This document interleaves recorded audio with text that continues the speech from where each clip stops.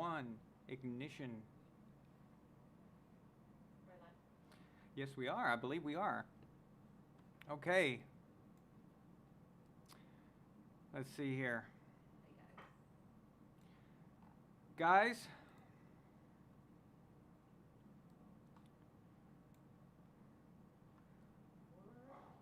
So sorry. I bet we lost everybody. I'll be happy we've got 15 people tonight.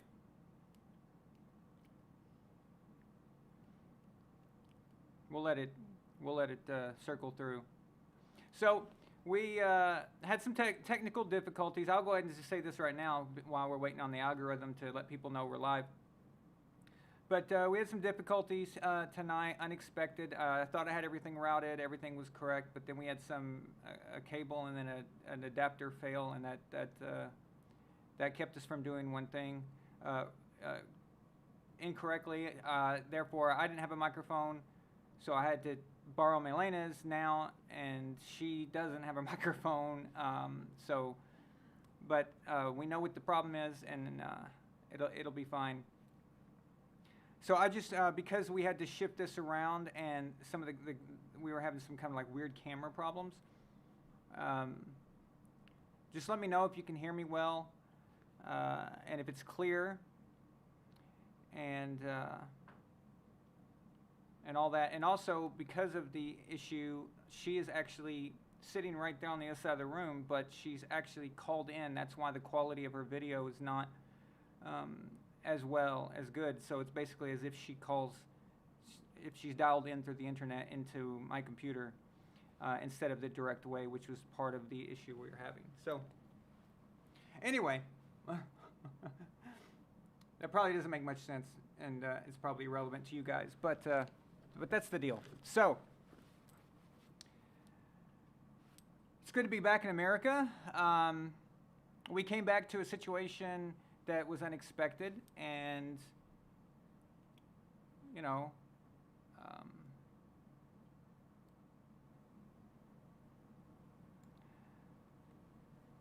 I mean, when you're gone for so long, you can't control the things that happen in your place in the United States sometimes, and you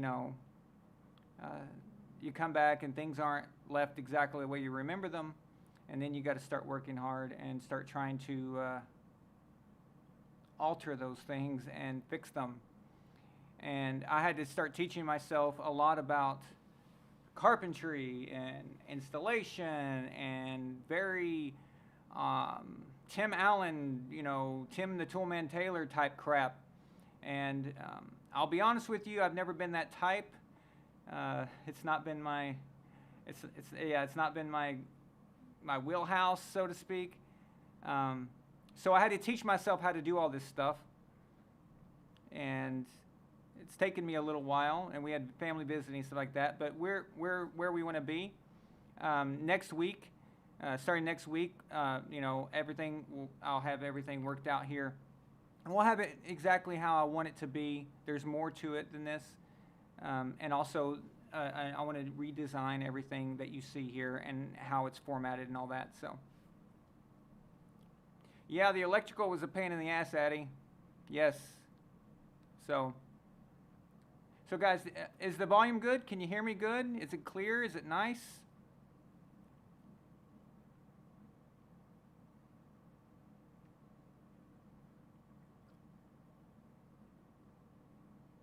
So, all right.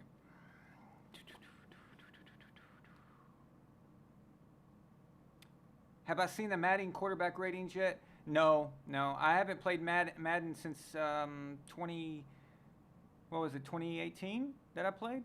I think I last played. So.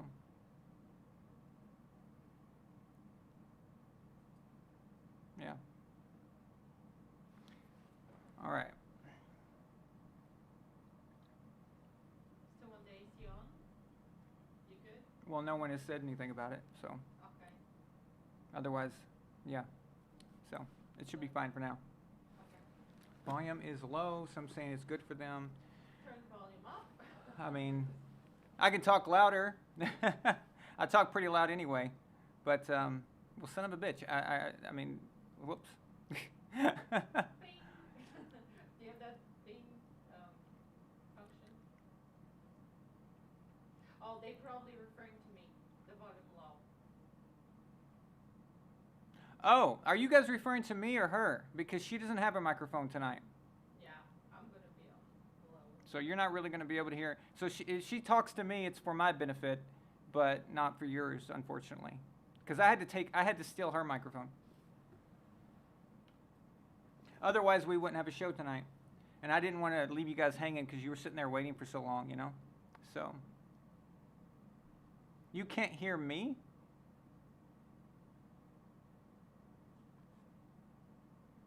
It's interesting. Huh. Okay, hang on. I think I could fix that.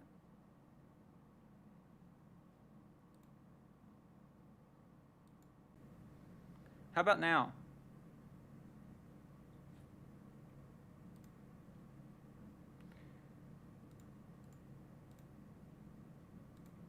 Is that better?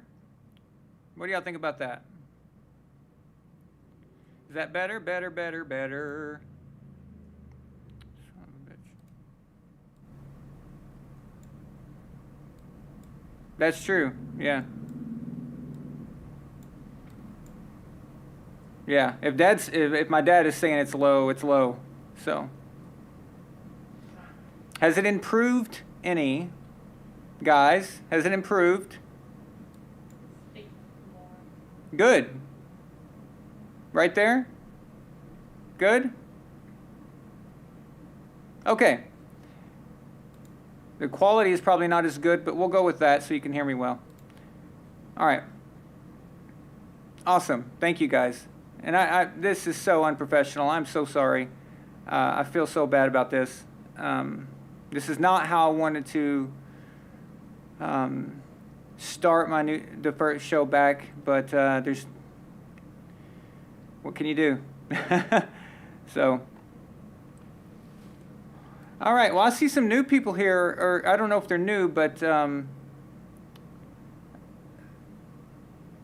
not familiar to me. I think that's the lighting that's making my hair look so much brighter. Yeah?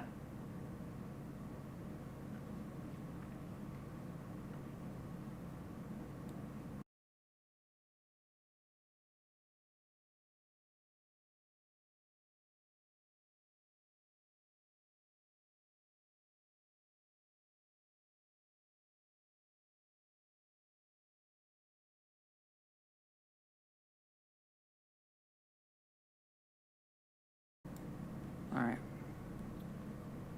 Just one moment, guys. Please bear with me. It doesn't come up. No? Okay. Let's see.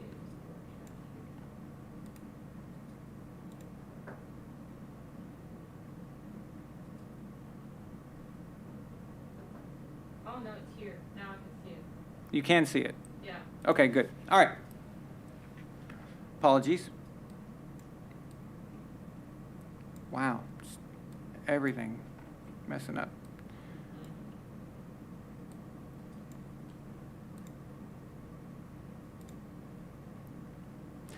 Okay, so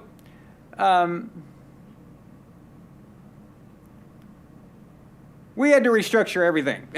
We had to change everything. My dad was here. My brother and his kids and his wife came to visit. That was awesome.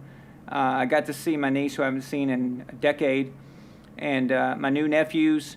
The one that's called Thomas Brady Allen, and the new one I hadn't met yet until now. That was named after me. His name is Aaron Leonidas Allen.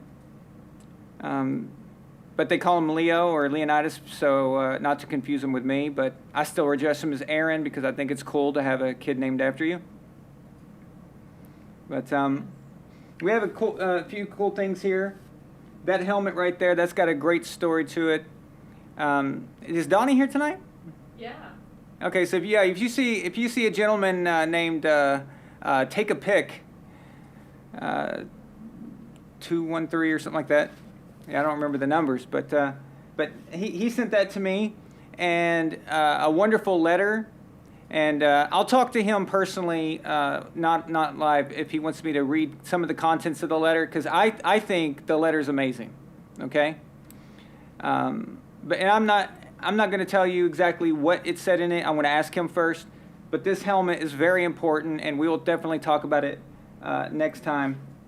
And he also sent me this sticker. Look at this. So he sent me a bunch of stickers. This is the first one we're going to work with tonight.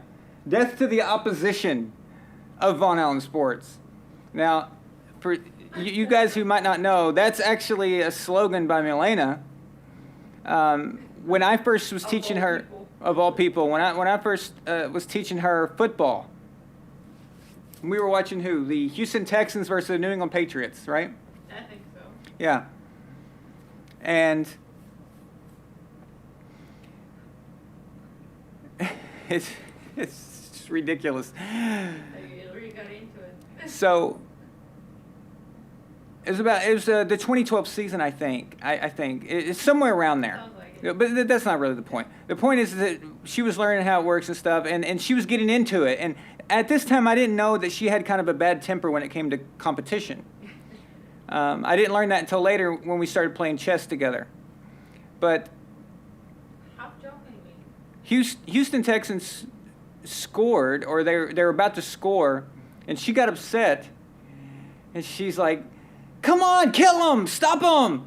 Get him!" And I was like, "What the hell is happening?"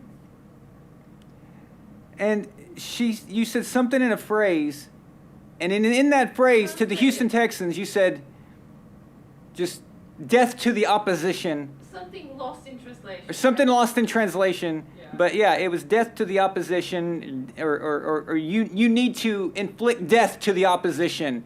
Yeah, like something like that. It was just, I couldn't believe it. I was like, oh my God, is this a Bulgarian thing? Is this a Eastern European thing? Is this a Cold War, former communism thing? I don't know what the hell it was, but it freaked me out. And ever since then, I've used that, and and apparently We now have a sticker. some people picked up on that, and Donnie made us a sticker there. But he made me a bunch of different ones, and we'll unveil them as time goes by. I don't want to just put stickers everywhere. We'll introduce one every, because he sent me a bunch, so we've got enough, and some funny stuff too, really funny stuff. But Donnie, thank you so much. And this is my grandfather, Wendell Lafayette Allen, and that's him at 12 years old. And that's an original picture, and I had it put in a special frame that's non-glare glass, so basically the sun can shine on it and it won't ever degrade the photo, ever. But that was taken in around 1925. My dad in the comment section, Thomas Allen, he'll know a more exact date of that. But yeah, I like having my grandpa behind me. I love this picture. I've had it with me for, my dad gave it to me, and I've had it framed like that for about 15, 17 years. And I like having him up there. This right here, okay? This right here was sent to me by another subscriber, and I cannot track it. I can't get a hold of him, and I tried, but he sent this to me while I was gone. So we came back and saw this, and he painted this and sent it to me. So it's a painting of Gronk, obviously, and he had painted it back then. It was a celebration for Gronk retiring, so it was like a Gronk, kind of Gronk send-off situation. And come back to it a year and a half later, he probably thought I didn't like it because I never contacted him or something. I mean, I don't know what could have happened, but yeah, it's Gronk, and I'm really appreciative. And you guys might remember this guy if you were around, if you were watching the show when we very first started. I was calling out some people and asking them to call, and I used to, try to encourage people to come debate me and things like that.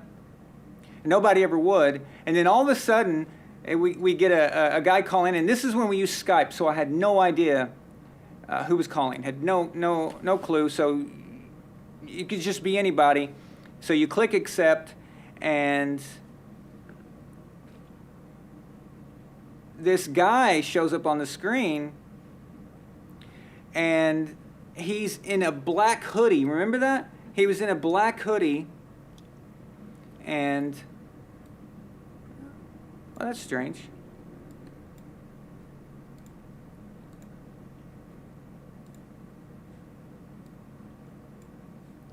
The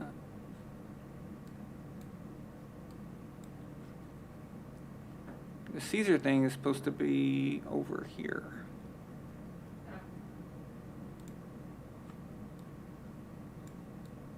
I was just testing because I didn't see it. It didn't work earlier. That's probably because it was hidden. But anyway, actually it'd be perfect over there. There we go. Okay. I look ridiculous. I've got to get a new picture. That just looks ridiculous. Well, that's gonna have to do for now. I agree with everybody. Your hair looks really nice. Oh, thank you. I think the light brings it out.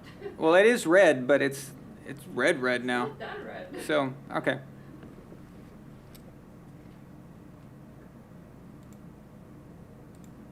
All right, so and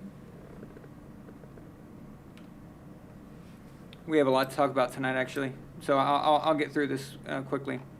But so the guy appears on camera, and he's in a dark hoodie. It's real dark around his desk, and the whole room is just black. And then all you see is like a bunch of paintings in this style, but a lot of really intimate things as well, like just a very, very goth. I don't want to pigeonhole him, but like gothic type kind of weird things, and very much stuff that I like, actually. And we were like, oh no, this is the guy who was trolling in the comment section, remember? Oh yeah, there was someone. And he looks up at the camera, and he barely shows his face, and he's like, hey, Von Allen, I just wanted to call. And I was like, oh my gosh. Someone made a joke, and he said, this guy, is he gonna, like, what's his deal? Like, we thought he was like pissed off or something, because he's just the way his approach was. Really nice guy. He was a Tom Brady fan. He was, New England Patriots fan.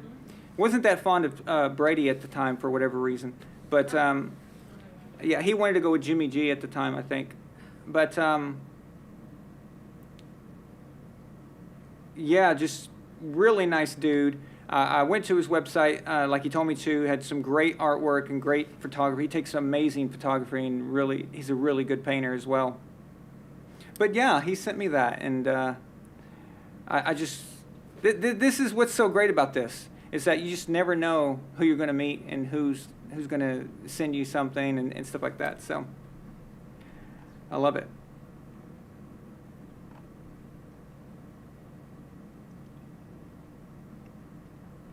Oh, we have a super sticker from, oh, thank you, Melina. I was just testing. Okay. Well, why not? Israel, $2 super chat. He says, good to see you. Just waiting for NFL opening day of week 1. Absolutely, man. And actually, guys, normally preseason is kind of I'm kind of weird about preseason. Like, all right, well, it's going to be the normal bull crap that we go through every year, and you pretty much know what to expect. This one is different. This one I'm actually really happy and excited about, because there's so much we need to see. And we need to know what the Patriots situation is. We need to know what the quarterback situation looks like. I like what we saw. I like what I saw from Cam and Mac, which is Cam spelled backwards. Like, what kind of witchcraft is going on there, right? It's kind of in a gematria.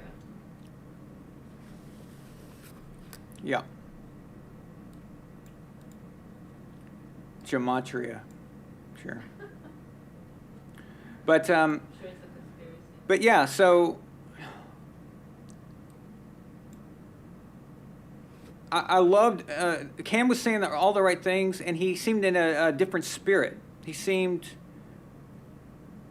seemed different. I can't explain exactly, but he seemed more focused, and he seemed more like a patriot, you know, like he seemed more bought in, seemed more just more confident, more not as whiny. You remember how Cam used to be whiny? Now Yeah. it's just he just seemed like he seems like a transformed guy, and maybe it's true. Maybe there is, you know, an injury problem that was going on, and that was messing with the psyche. But that's a good start, is all I'm saying. Talking good is one thing. Now you've got to actually perform. You've got to actually back it up, and you've got to make it happen. But that's a good start. It all starts with mentality. We know that. I heard, you know, well, I read some things and saw a few people who were at the training camp who took some or snuck some video footage. And Mac is struggling a bit, but that doesn't mean anything. He's a rookie. I don't care who is quarterback this year as long as they're good. It doesn't make me any difference. I don't give a crap if it's Brian Hoyer, just somebody who can complete a pass. Okay? So, yeah, Donnie, humble. Yeah. Humble, but still confident. And it was that good balance, that good bridge between the two. And I think that's great. So, man, if we can get 2015 Cam, I know that's asking a lot, okay? Okay, let's say if we can get 2018 Cam before he got injured. So if people are forgetting that, in 2018 he started the season really well. And if we can get that, okay, so we're in business, okay? And, of course, the man is back, Dante Hightower. So he was not playing last year, and I was happy to see him back. But yeah, there's a lot with the Patriots we need to see this year. And guys, this is Belichick's year now. Last year can be excused.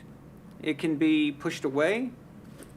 I don't hold last year against him. I don't hold last year against anybody except Robert Kraft. I hold everything against Robert Kraft because I think he's responsible for the breakup mostly. I think he did some stupid things that pissed off both Bill and Tom. Let's not forget, and you know, people are wanting to say, you know, Tom was wanting to stick it to Belichick in the Super Bowl. You know, and he threw touchdown passes to only guys that he had brought to Tampa Bay. But people need to keep in mind that Antonio Brown was cut by Robert Kraft, not Belichick. I mean, Belichick physically did the paperwork because he's the general manager, de facto general manager as well.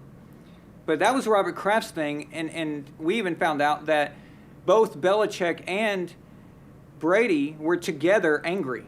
They were pissed off. And you guys remember, before that happened, we had that week 1 against the Steelers, completely destroyed them. We embarrassed them on national TV, and it was our trophy celebration that night. And then the next week, played it against Miami. Looked great. Antonio Brown got a touchdown.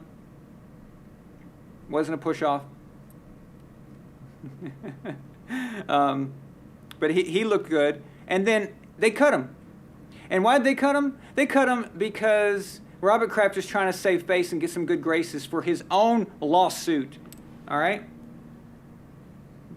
Talk about hypocritical.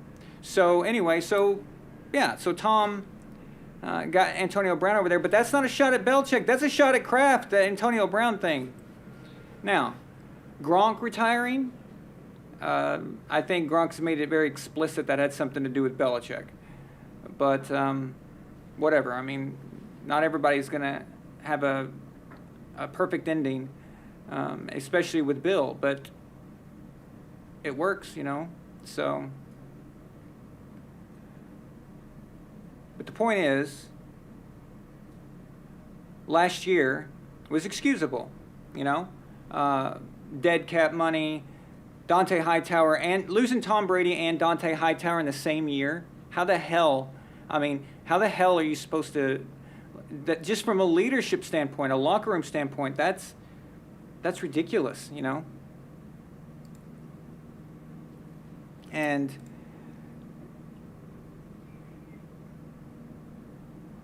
Cam was learning the system, and I know people say, well, Brady went to Tampa Bay and he learned a new system. Why couldn't Cam? Cam Newton's not Tom Brady. Nobody is. Not even Aaron Rodgers is not Tom Brady, even though he wants to act like he is. He definitely sounds like We'll get to him in a second. God. But yeah, Tom's different. Tom goes into Tampa Bay. They are willing, you could see it. These guys, they're willing to die for him. They're willing to do anything for him. He tells them to run through a brick wall. They're going to do it, It's just certain guys have that effect, and Tom is the greatest leader in the history of team sports, I cannot think of anybody who is better at leading men. I'm telling you, if Tom Brady if he had picked a life in the military, he would be one of our greatest generals. Okay, I'm serious. He could do anything he wants. And that's just what he does. If you can elevate people and make them be the best of themselves just by words and just by how you act and how they see you and all that, you can't replace that. There's nothing you can replace that with. So,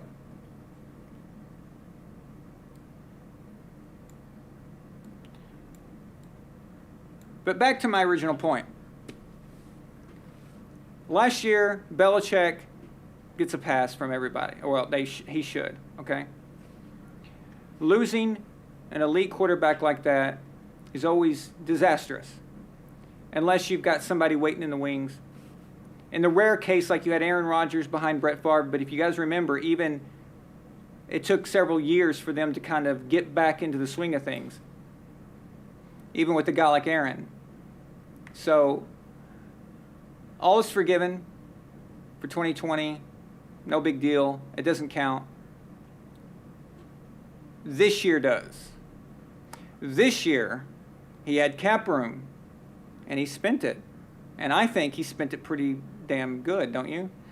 I like a lot of the moves he made, and hoping it will work out. And I don't know, do you think maybe we can still get a bag of chili cheese Fritos for N'Keal Harry, since he wants traded instead of doesn't want to work for anything and doesn't want to compete. All right, well, that's disappointing. I had such high hopes for N'Keal Harry. You have no idea. When we drafted him, I was so excited. I just thought he could be something special. I thought he was going to be our, big body, go up and get it type guy, bringing the ball down like Larry Fitzgerald and like Megatron and stuff like that. I thought he was going to be that guy for us, and it's just not worked out. I know that he had some injuries and stuff, but he's had time now. He played with the GOAT. You play with the GOAT and you can't even, it's just, come on, man. So, whatever. But,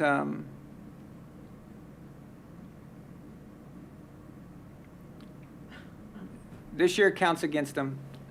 If he doesn't get it done now, he's had all this time, he's had a full season to evaluate what to do next, evaluate what to do with that money, who to draft. So far, I think he's made the right moves. Okay, drafting Mac Jones, I think, is going to turn out to be one of his best decisions that he's made in this year process, this whole post Tom Brady process. So, we'll see. But now it counts. The clock is ticking. And I'm not saying he has to win the Super Bowl this year. I'm just saying we need to see an improvement. We need to see 10-7, 11-6. That would be nice. Win the division or at least make Buffalo fight and scratch and claw for it. Still get a wild card. If we don't get a wild card, even that participation trophy 7th seed, if we can't even get that, that's a problem.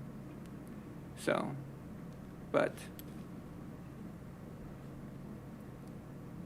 Check out Addie's super chat. is he going to accuse me of being a Browns fan, or like a Browns fan? Is that what's coming? Yeah, totally. You got it. All right.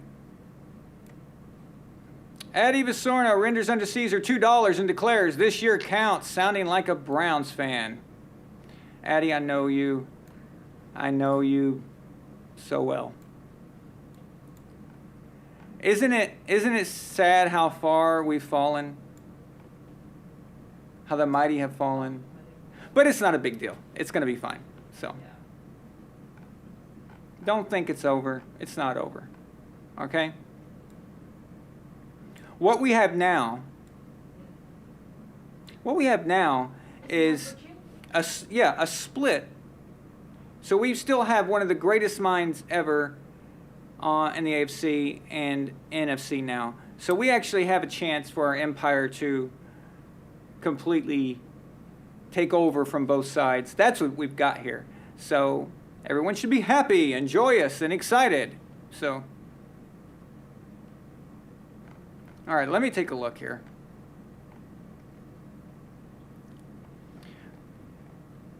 Addie, if it's not 2018, Cam, maybe it was 2017. I may be off on the year, but right around that time, he started the year off really well. I thought it was 2018, though. But he started off really well, and he played a lot more games than 2 games. But, yeah, he looked good. He looked real good. Odson Mate, he says, "I saw a comment earlier today, Vaughn, of you talking about the terrible audio quality of press conferences." Yeah, well, it wasn't the audio quality. It was that I couldn't hear the reporters. So all I was getting is a reply from Tom and from Belichick and from different players. And I don't know what they're answering to. I have to guess. I have to try to figure it out. But you can't hear what they're saying. So yeah, I don't know why they don't mic up the press corps there. So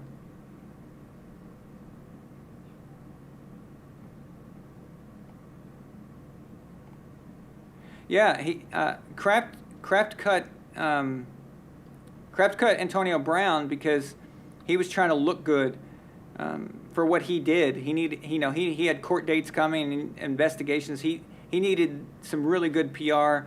Antonio Brown's situation was very dicey at the time. So for the second time, he sold out one of his players. The first time was when he sold out Tom Brady for Deflategate. And the second time was with Antonio Brown. Elliot, Ravens, 52, Ray Lewis, renders unto Caesar $5 and declares, "You took Harry when you could have had A.J. Brown."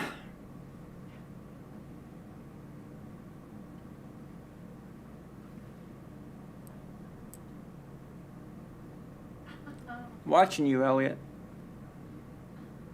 Don't think just because you're in the Navy now that I can't find you. No, okay. He says, "You took Harry when you could have had A.J. Brown or D.K. Metcalf." Shaking my head. Brown even said that he wanted to play for New England before he got drafted. I know, man. I know. We know. And I'm sure Tom wasn't very happy about it either, right? So,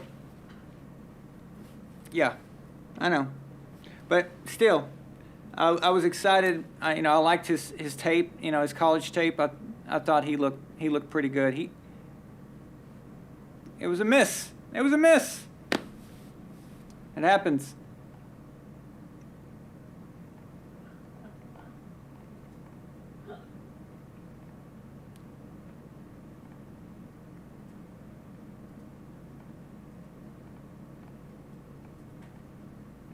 Yeah, wishing be with the situation with Gronk is Gronk was in pain because of the style that Belichick coaches in, which means Gronk doesn't get time off or less intense training and practicing based off of what he needs. And Belichick's all about, not showing favoritism and stuff like that.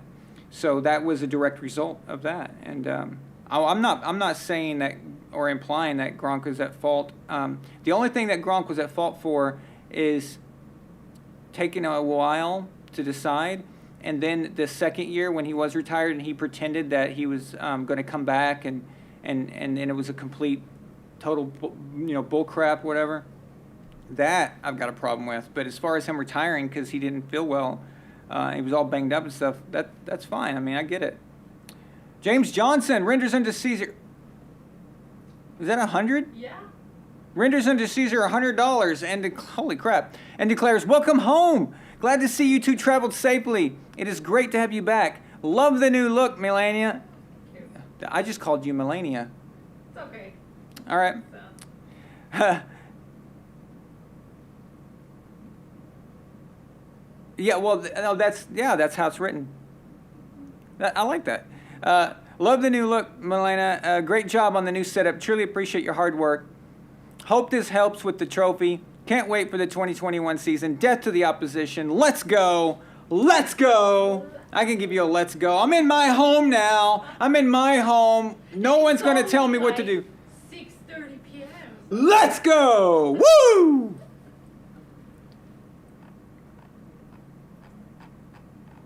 Thanks a lot.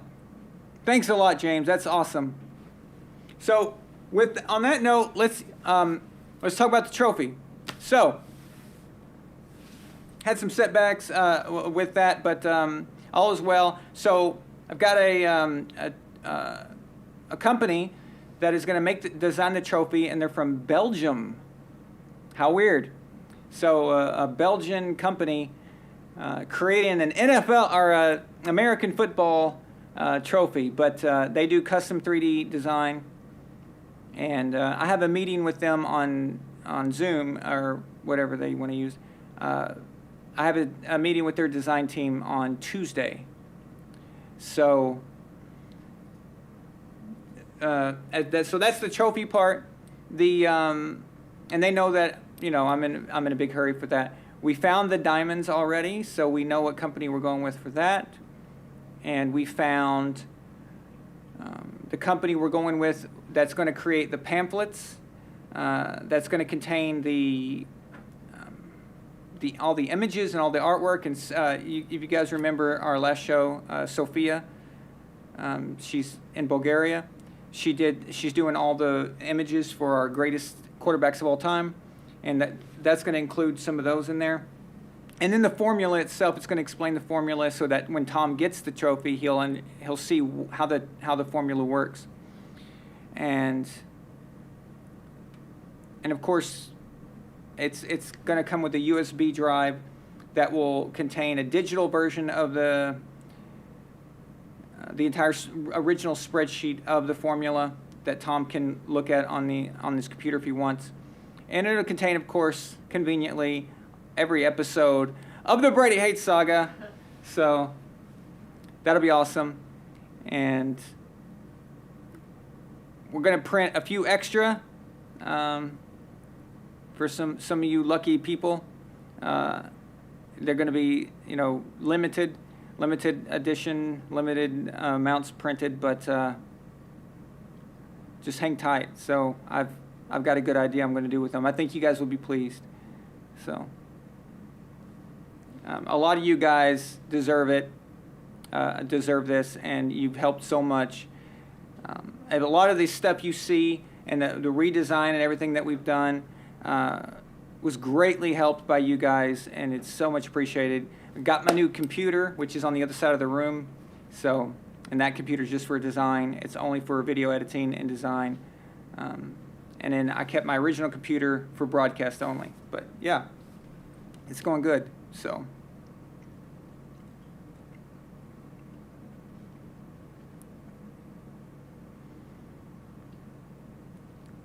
No, I won't know how much the entire trophy design will cost until Tuesday.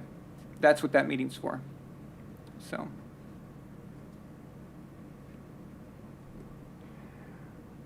We're going to have a jeweler here install the diamonds and the peridot, which is Tom's birthstone. This thing's going to be epic, man. This is just, it's going to be incredible. So.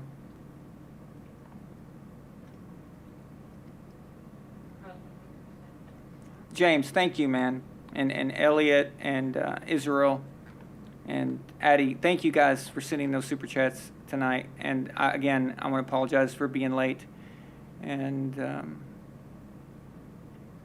I just, you can't predict things like that. Just things happen sometimes. And no matter how much equipment you buy or how good of the equipment it is, things, something comes up. So.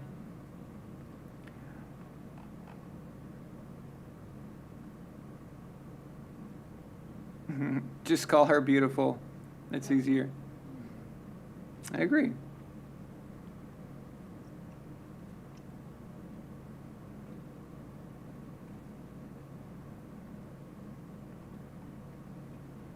Exactly, James. Exactly. It's a way to get. Dude, you didn't have to send another super chat. So, yeah. It's a convenient way to get them to see it, right? So.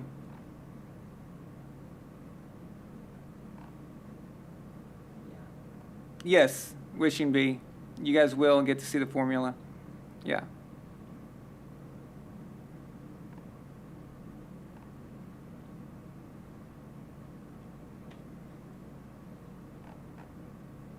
If you guys can do me a favor, could you click like? It helps the algorithm get going. So while we were away, we found out that Tom played the entire season last season with a torn MCL.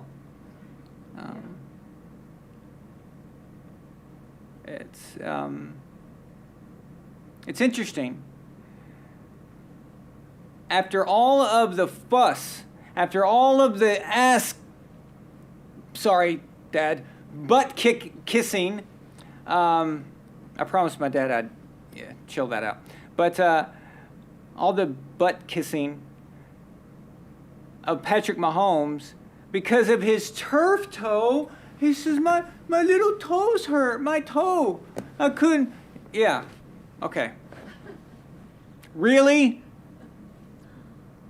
I spend 5 hours straight sitting on my toes, dude. It's not a big deal, okay? Turf toe, yeah, it hurts. It's painful. But he was running around, they all bragged, running around 450 yards or almost 500 yards on turf toe. Well, clearly it wasn't that bad. And again, to Patrick's credit, he did not make an excuse, but he's also not really done a whole lot to stop people from exploring that. But anyway, we never heard the end of it. That's all they ever say. And the entire time, Tom is playing without an MCL. Now, I'm just wanting to say, what if it was switched?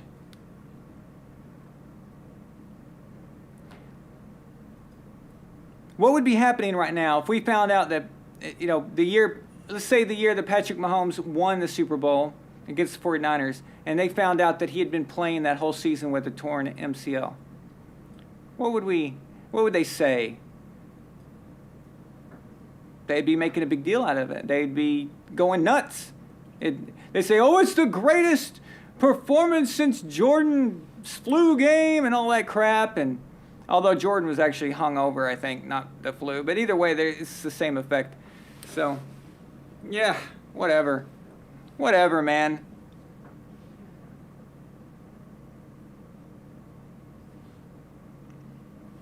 Let me tell you something.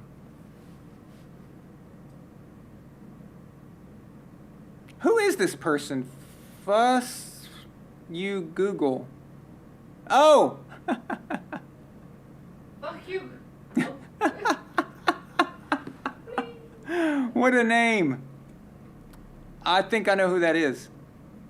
Because it says I've had a torn MCL and it is as bad as they say. It's terrible for a long time. That has got to be my brother.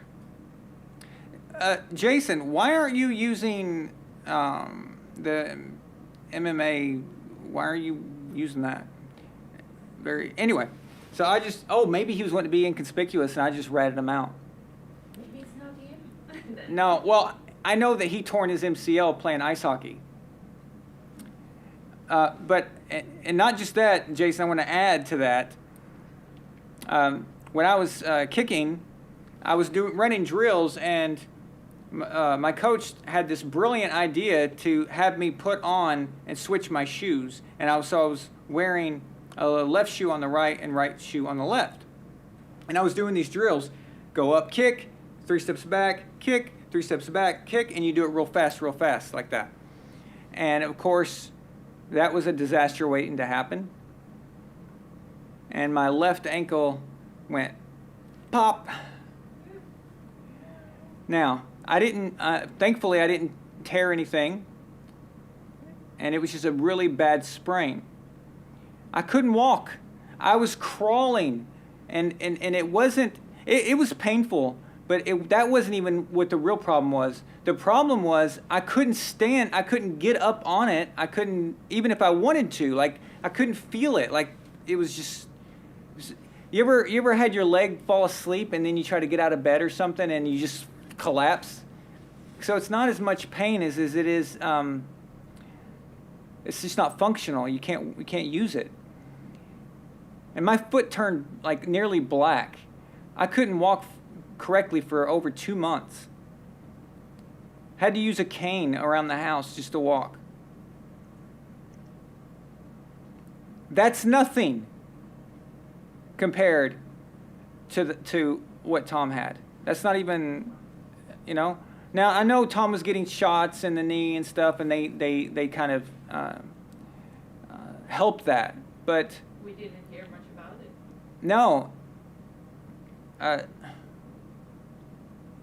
And okay, thank God that he's not a runner. Okay, that might have been a problem, but I did see him scramble a little bit last year. But that's not his game anyway. But the point still stands. Why isn't anyone making a big deal out of that? And that's my problem. It's just hypocrisy. It's just, now all of a sudden it's Tom, so it's not a big deal. It wasn't Tom. If it wasn't Tom, they would have made a big deal out of it. Yeah, whatever. So.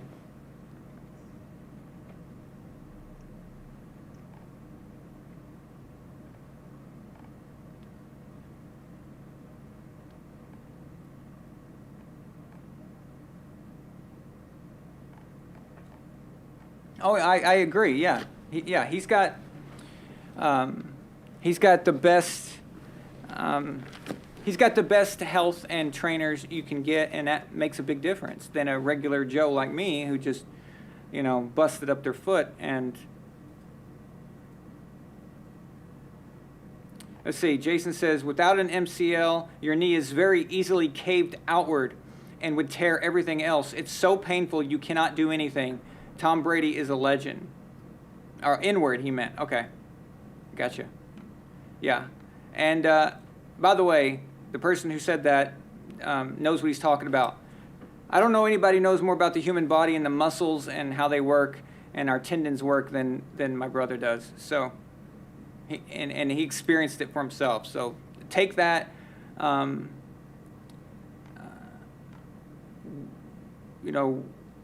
That's pretty much spot on right there. So.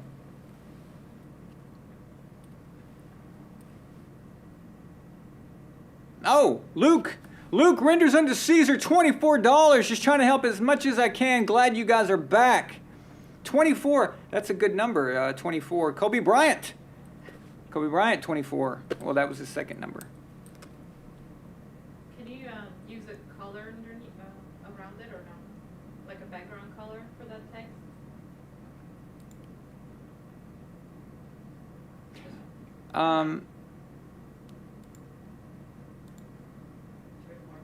But that's okay. I don't know. We'll find out. I clicked on it to see if I could change the options. If not, I'll have to do it. I separately at another time. Yeah. Luke, thank you so much, man. That's a lot. $24 super chat. That's a lot. Thank you. And yeah, your super chats are still, will get your name and will count towards where your name is on the list. So we're just going to keep that going until the trophy is paid for. So and ordered. I mean, so because can't change it after the names have been engraved, right? So. Now, tonight we are going to talk about Aaron Rodgers. I do have a lot to say about Aaron Rodgers tonight. Watching his 30-minute, I'm going to use the word of Stephen A. Smith, diatribe, his bloviating, disgusting, asinine, asa-10, asa-11 ridiculousness. I've got a lot to say about that.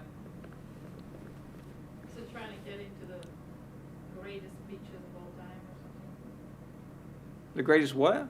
Speeches. He's trying to do a speech. I'll tell you what he was trying to do. For the people. It's called damage control. That's what it's called.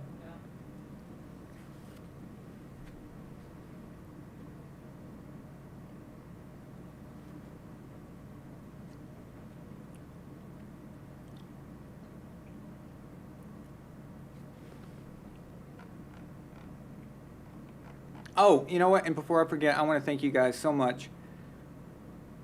We didn't lose one member. We didn't lose one citizen while we were away. For the memberships.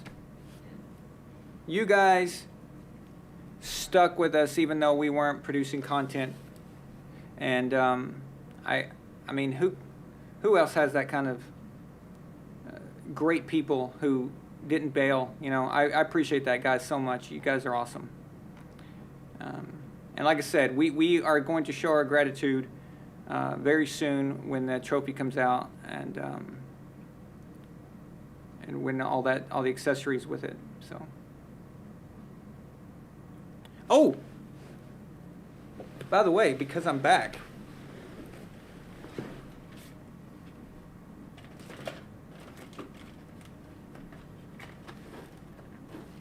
This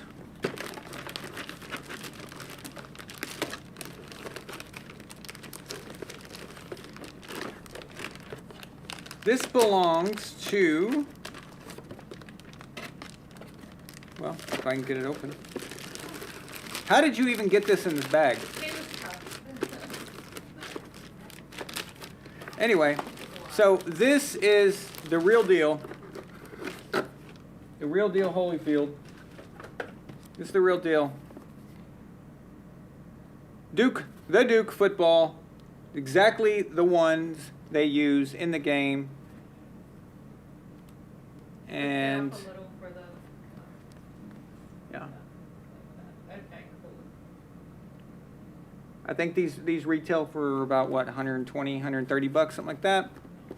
And I used to kick these things, man, and I'm telling you, they're not easy to kick. They're rough. They're hard. They feel hard as a rock, But anyway, this football was the prize for the 2019 season Super Chat contest. So what we do is we have a contest every year, and whoever, sends the most Super Chats, Patreon, and all that combined, memberships and all that, yeah. So all that combined gets a prize, and the prize for 2019 was this authentic Duke football, and it belongs to Shaquan Krosky. So, Shaq, this is your baby right here, and we didn't know who the winner was when I left America, and I did not know I was going to stay that long. Whoa! Well, why is that so big all of a sudden? What is big? Oh. Boy, we got to get the hang of these things, I'm telling you. I don't know what's going on. All right. That's weird. And it disappeared on me. Great. Why? All right. What can go wrong will go wrong. Murphy's Law. Murphy's Law is in effect tonight, guys. Yeah. All right. But anyway, this is Shaq's, and way to go, Shaq. Good job. Thank you for your support, man. And of course, Shaq has a big role in our empire as a consul. So. We also need to send to Dennis Featherlink his sweater. And Dennis, yes, Dennis, we have not forgotten about you, my man.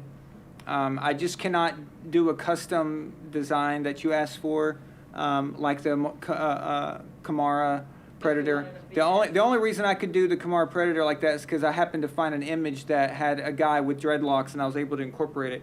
I'm not an artist per se, as far as like I can't draw and create things, but I can take elements and I can combine them. That's where my strength is for stuff like that. So but if I can find something and I can kind of get it in that area, but I cannot make it exactly like you specified for that. He said that he was okay with the logo. Oh, he did? Yeah. Oh, okay.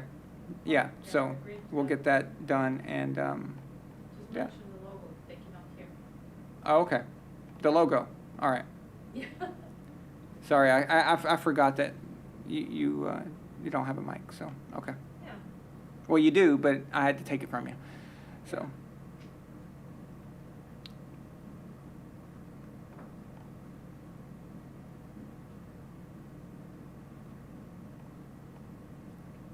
There were people, yeah, arguing that because he's not mobile had no effect on his game. Really? No effect?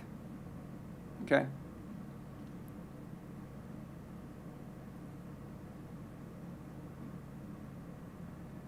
What do I think about the U.S. basketball team and how people are blaming the coach? Well,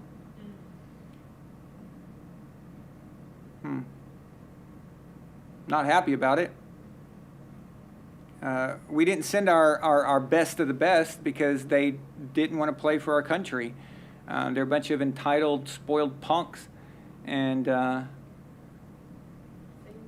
if I was a professional athlete, you would have to, if I was one of the best in the country, like a lot of those guys are that didn't go,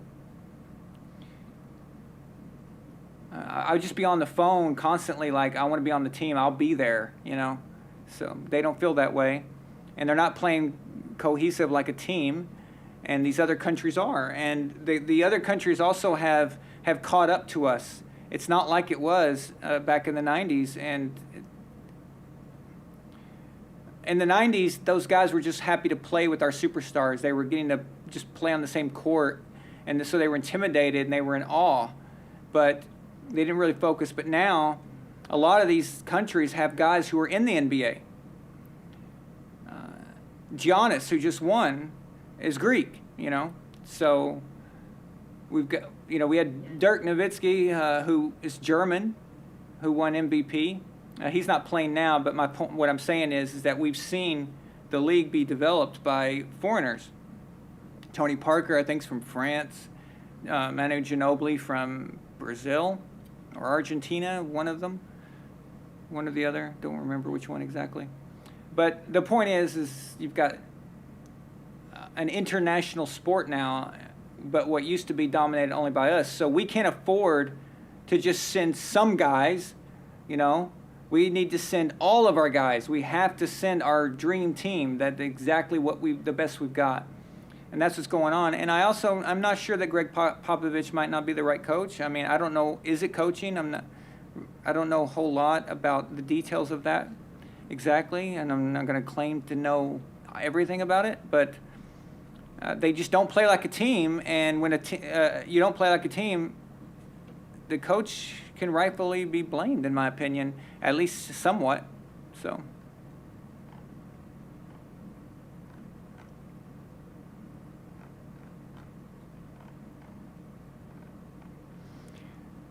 Let's see here.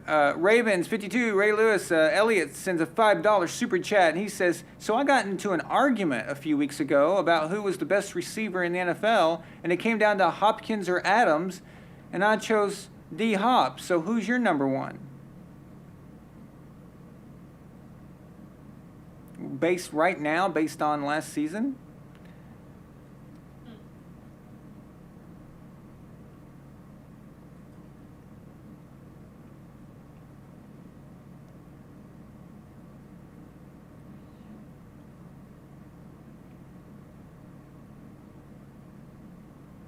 No, I'm taking that to mean that I can, if I get to pick one of these guys for my team right now based off of their recent performance, I think I'd agree with you.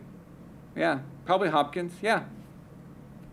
Yeah, that's a good choice. But Adams is a close second, but here's the thing, guys. The tricky thing about receivers and great tight ends is you've got to look at who's throwing them the ball. A lot of times these guys are fool's gold.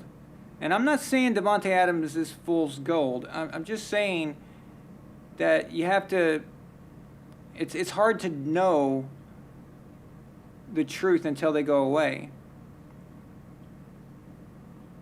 So you got Megatron. Megatron is going to be Megatron no matter what, right?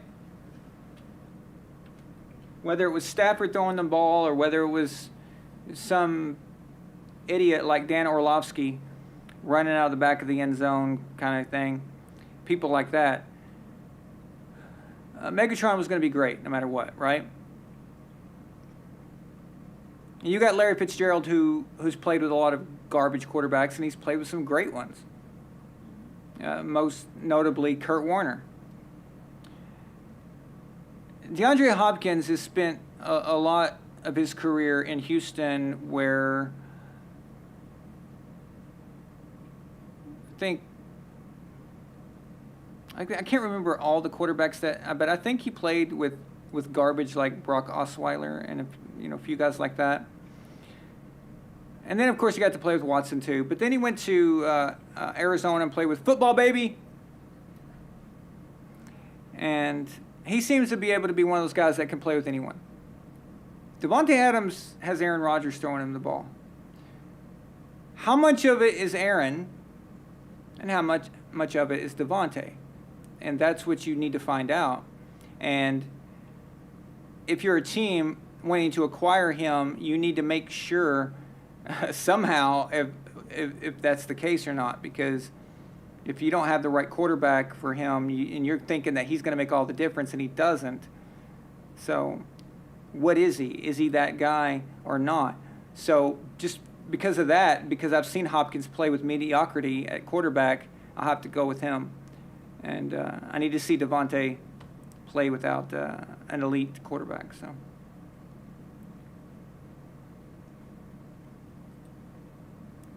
Take a pick.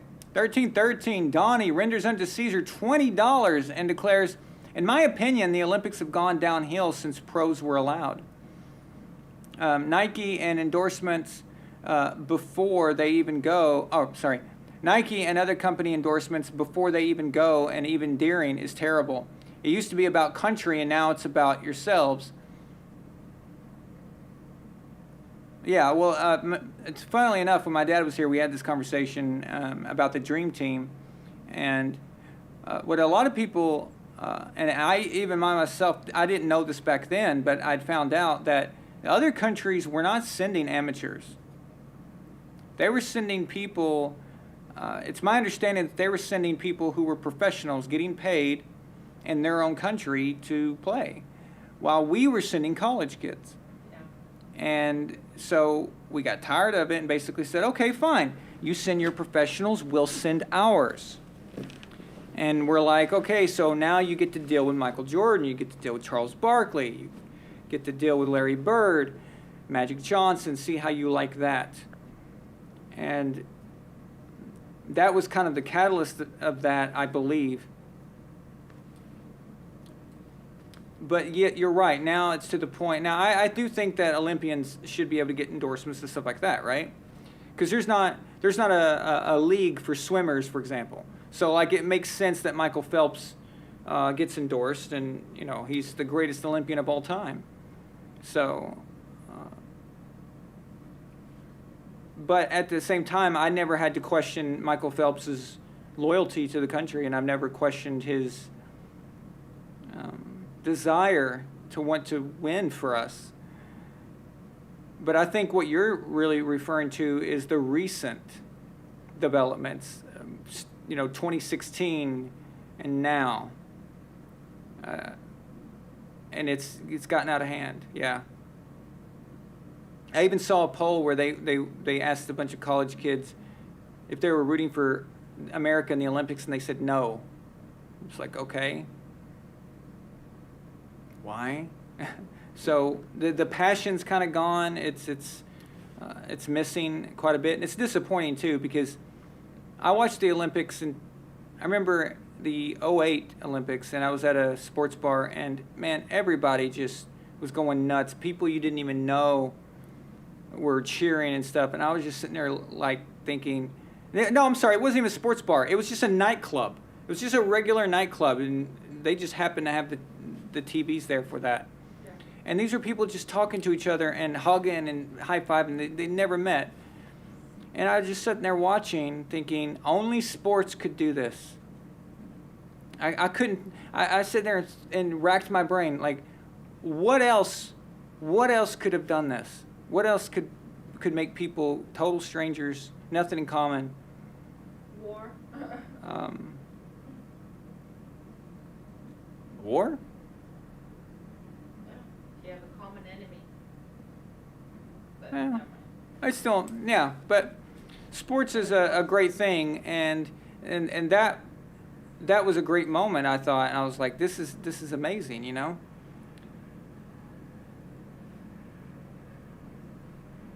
So.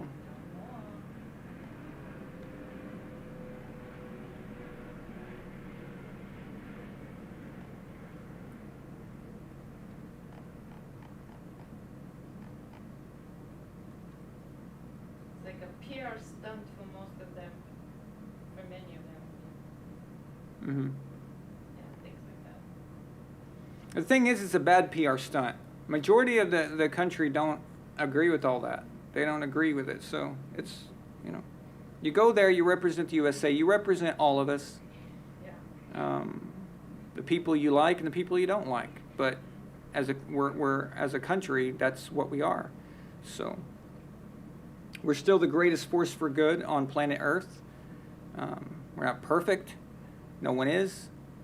But I will still put what we do around the world, I will put that up against anybody, any country, any day of the week. Yeah. So.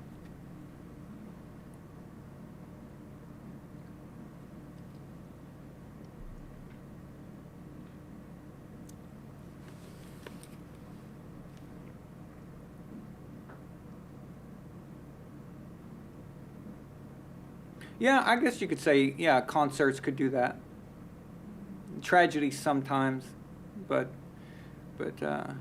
sports definitely. I mean, I saw some, I've been to football games, where people are just going nuts and hugging on each other. They have never met. They have no idea who each other. I mean, they would never speak. You could just tell they just wouldn't ever associate, and they're just like all over each other because your team scored a touchdown. That is awesome, dude. So, and that's what the Olympics basically represents for me. That's what I always thought of them as. Yeah. So.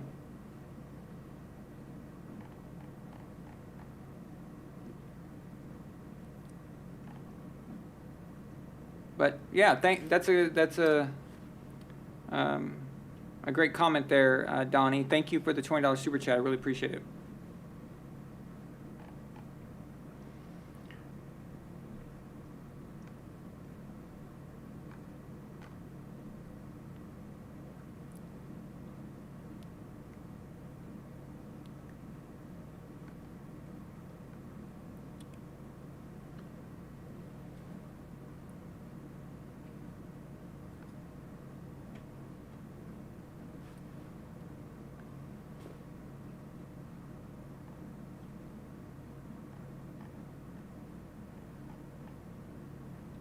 Okay.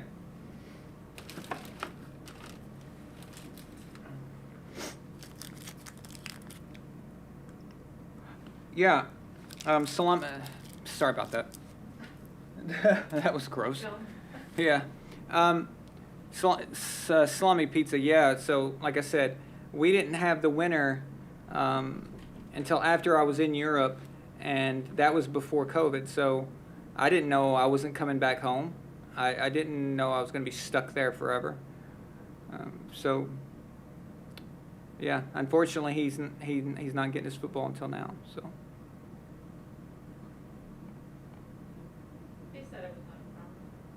Huh? He said it was not a problem before. Yeah. Yeah. All right.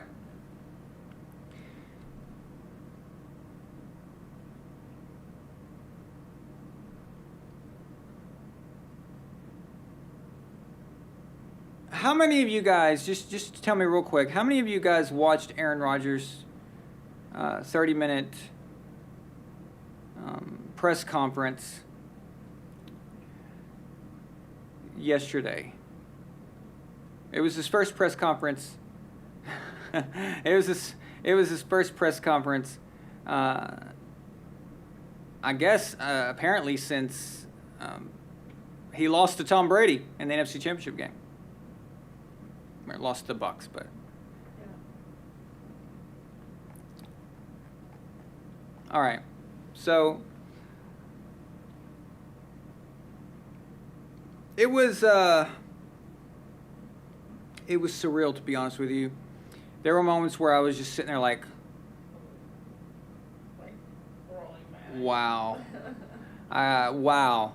All right, so before I really critique this dude, and I might just do a video about it. That way I can clip it and then explain my position. But before I go into that, I just want to say that Green Bay needed to maintain their quarterback, okay? Never, ever let an elite, future Hall of Fame quarterback, when they can still play, you never let them out the door. I don't care what you got to do. All right? Lock them down. Put handcuffs on them. I don't give a crap what you do. You do not let them leave your organization. It is too hard, way too hard, to find another quarterback. Okay? You don't believe me? Ask the Miami Dolphins how that worked out. How long has it been since Dan Marino? They still haven't figured it out. It's been 21 years. Okay? The 49ers, how long has it been since Steve Young? Same amount of time. Still can't get it figured out. The Cowboys, yeah, still haven't really replaced Troy Aikman. I mean, nobody's delivered anything, but you get the point here. It's just very difficult. Even with the Colts, who fell into a great situation with Andrew Luck, they completely squandered that. So they technically haven't recovered since Peyton Manning.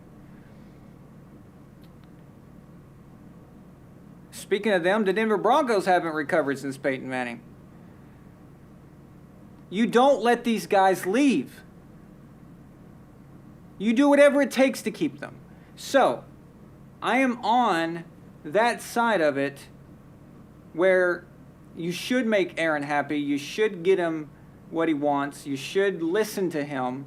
Let him have input. I agree with that. There's only a few quarterbacks you would allow those things to happen. He's one of them. Now, I don't respect him at all after this interview. I used to. I even respected the arrogant, just bad teammate. But I respected him as a man, like as a dude, as a guy who was a great quarterback, and he's still a great quarterback. But after watching this, it was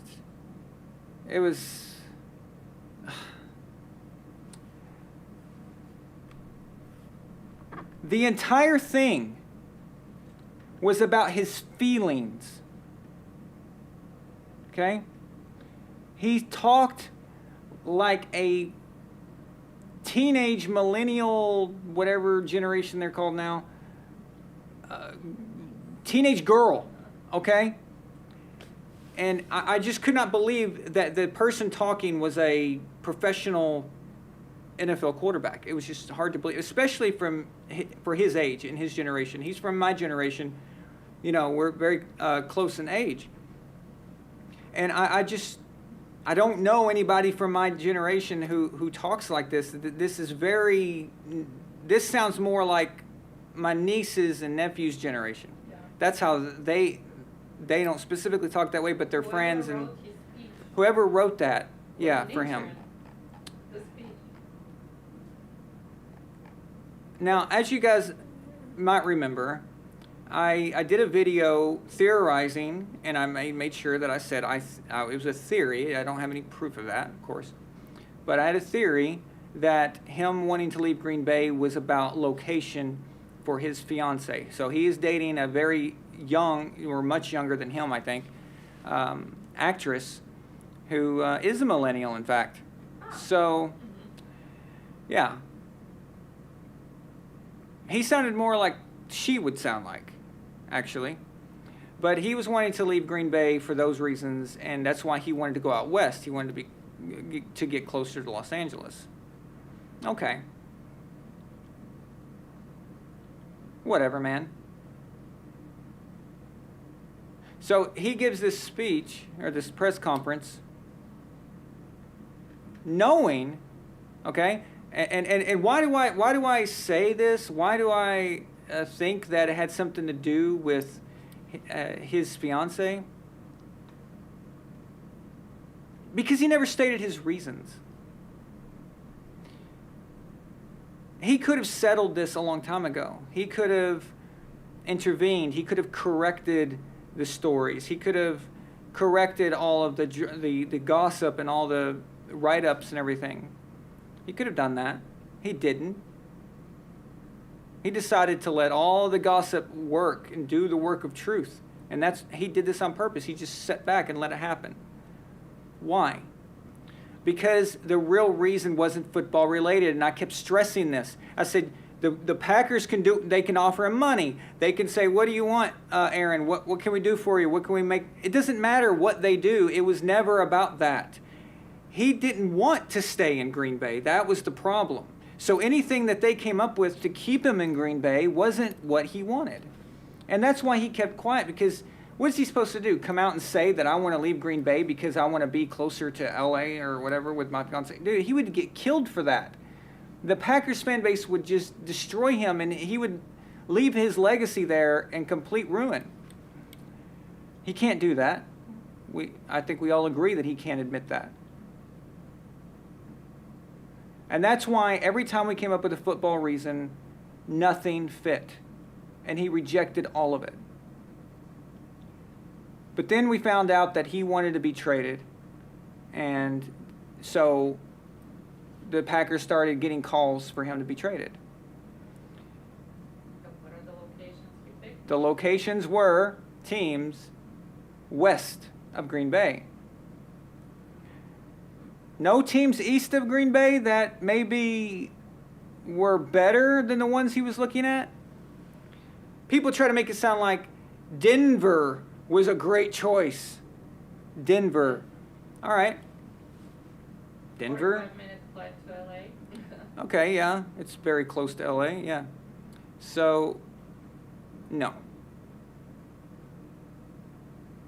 Green Bay is still the best situation for the teams that they were looking at. But the problem with this is that once you admit, or once you let it be known that you want out, and you have to stick with Green Bay, guess what happens? The fan base is pissed off. The fan base now thinks that you don't want them, that you don't want to be a Packer, that you want to leave, and your teammates think that. So if you don't get the trade that you were wanting, if you don't get out of Green Bay like you were asking for, now you've got to go back and face the music. Now you've got to walk back in there and then make everyone believe that, oh, it wasn't about that. I wanted to stay. So you got to go into damage control, right? Yeah. And that's what this is the point which made his press conference so surreal. The very first thing he did, the very first thing he said, was he invoked the names of the most popular Packers players in the last decade, and said, he'd mentioned like Julius Peppers and Charles Woodson, Clay Matthews, just Jordy Nelson, so many of these guys, Randall Cobb, who actually is back, by the way, but he mentioned these guys and several more, and said, I was unhappy with how they were treated on their way out. I was unhappy how they got cut, and they saying that they shouldn't have been cut or whatever. Okay. Where was your bleeding heart for these guys when you were taking max dollar contracts? Why are you invoking this now? Why are you saying their names now? Why would you even start the press conference off with this? Why? Because of this. If you're a politician, you say if you're guilty of something or you're trying to do damage control, you deflect. You bring up things that are emotional, that get people emotionally, fired up. If you're a lawyer in court and you know you ain't got a good case and you're really having to work some magic on the jury, you deflect. You bring up things that keep their mind off of what they should be focused on. And this is what Aaron did. He invoked the names of guys that the Packers fans love. And now he has installed himself as the defender, as the savior of these guys. It's like, oh, I'm defending all these good guys. I'll give him credit. It was clever, okay? It was clever. Yeah. Now, I don't pick on anybody who I think is mentally deficient. This is why I don't pick on Rob Parker anymore. But if I pick on you, or Skip Bayless, if I pick on you, it means that I know you know better, and it means I know that you have the intelligence to know better, and you're just being a total douche. The Green Bay fans are eating it up, and that is my problem. It's like he didn't even get any backlash. All it takes is one 30-minute press conference to talk like a complete hippie / millennial / politician, teenage, all wrapped into one, and then there you got it. I mean, he was even dropping words like inclusion. Oh yeah. And like diversity. Just like what are, I mean, I thought I was listening to a political press conference. I mean, he didn't mention anything political, but I just meant the buzzwords, Yeah, the feelings and all that crap. He talked about his feelings more than I've ever heard a man talk about his feelings ever. And Want to be included. when my jaw dropped was when he started talking about mental health. And he brought up Simone Biles. And for those of you who don't know what happened recently, most probably do, but Simone was doing it was her turn to do the Gymnastics. what's it called? The thing she was doing. It's the vault. I think it's called a vault. Yeah. And she spun and she landed badly, got a bad score, and then she went to the side and then and bowed out. She said she's not going to continue the. What is she doing? My oldest cat Isabel is wreaking havoc over there, she's trying to get your attention. That's what she. Product here against her, like. No, don't spray her with it. She's not doing much. I'm just threatening her with that death. It's the Ramseys we have to worry about. Yeah. But actually, he's being good. He's sleeping.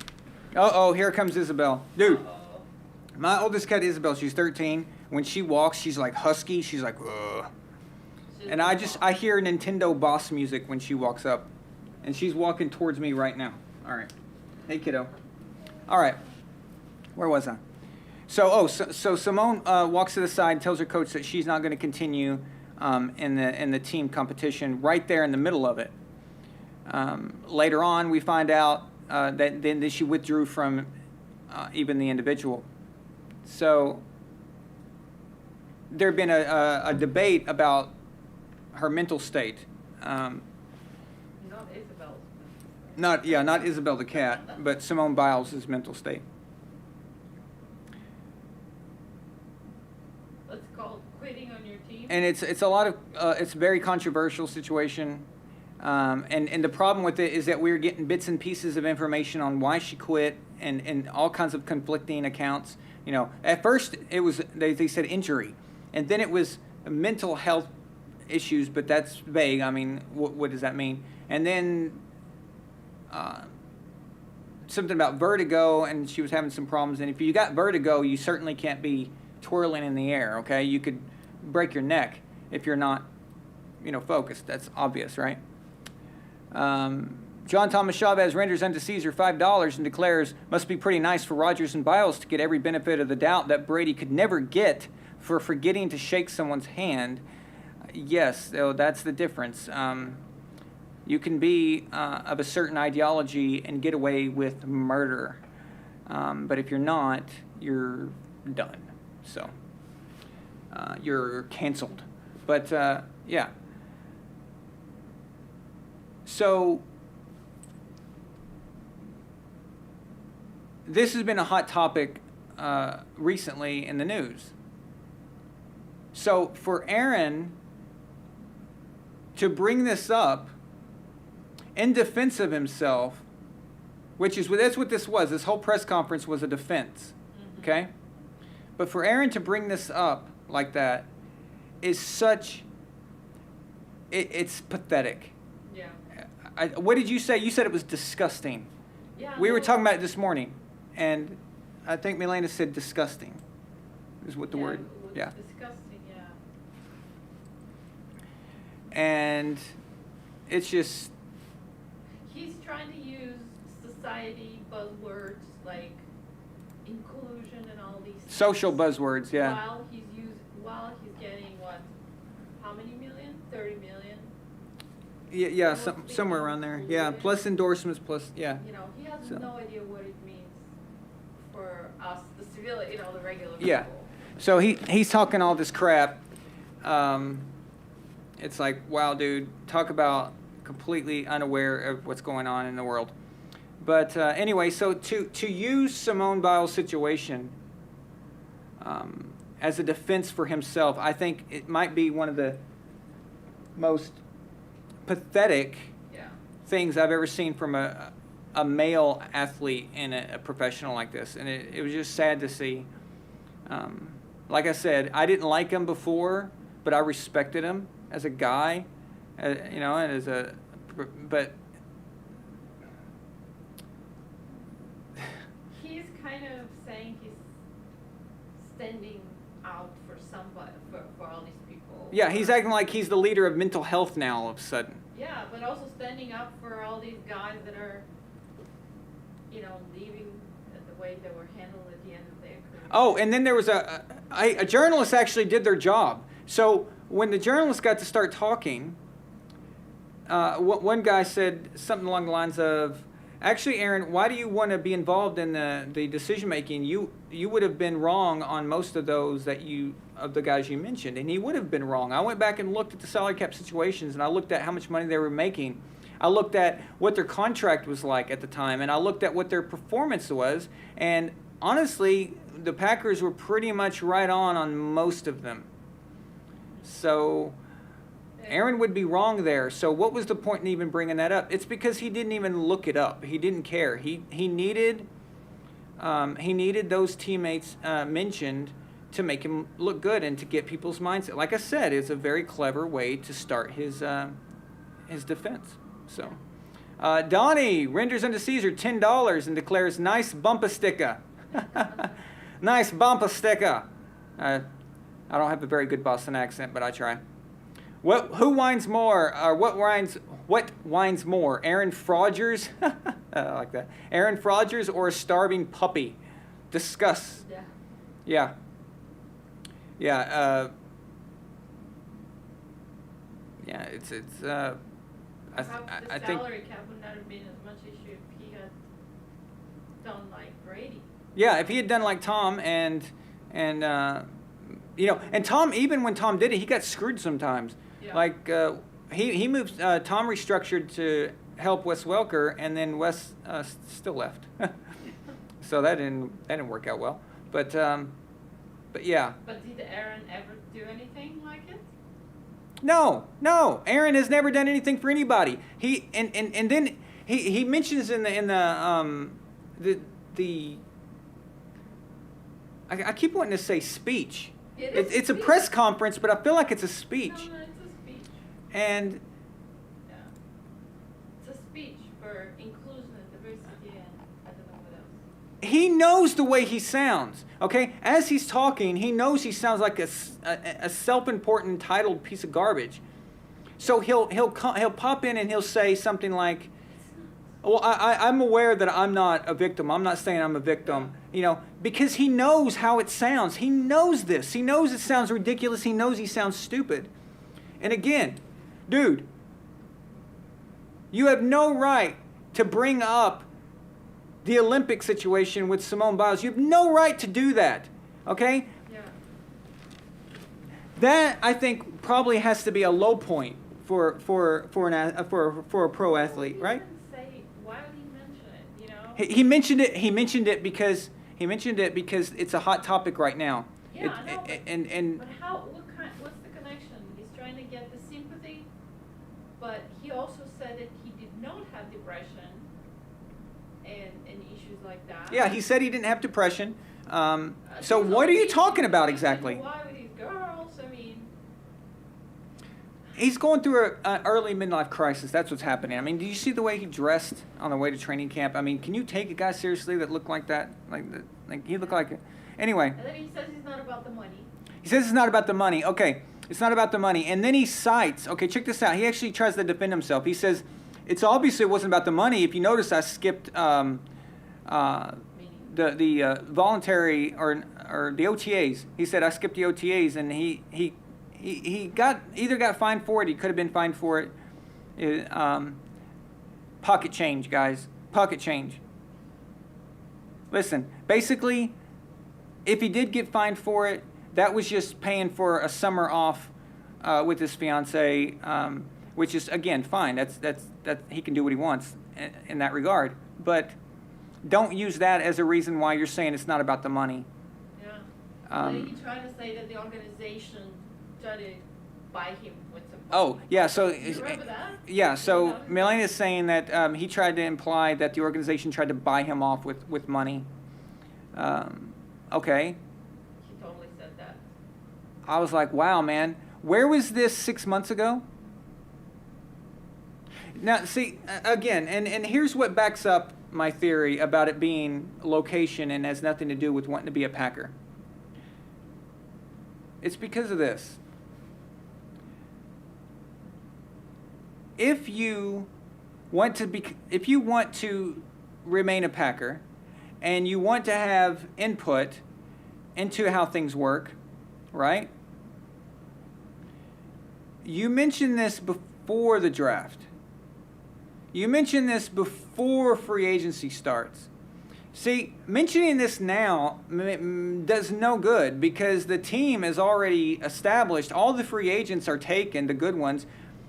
The draft is over, so you've got no effect. Even if they gave you input from now on for this year, it makes no difference, okay?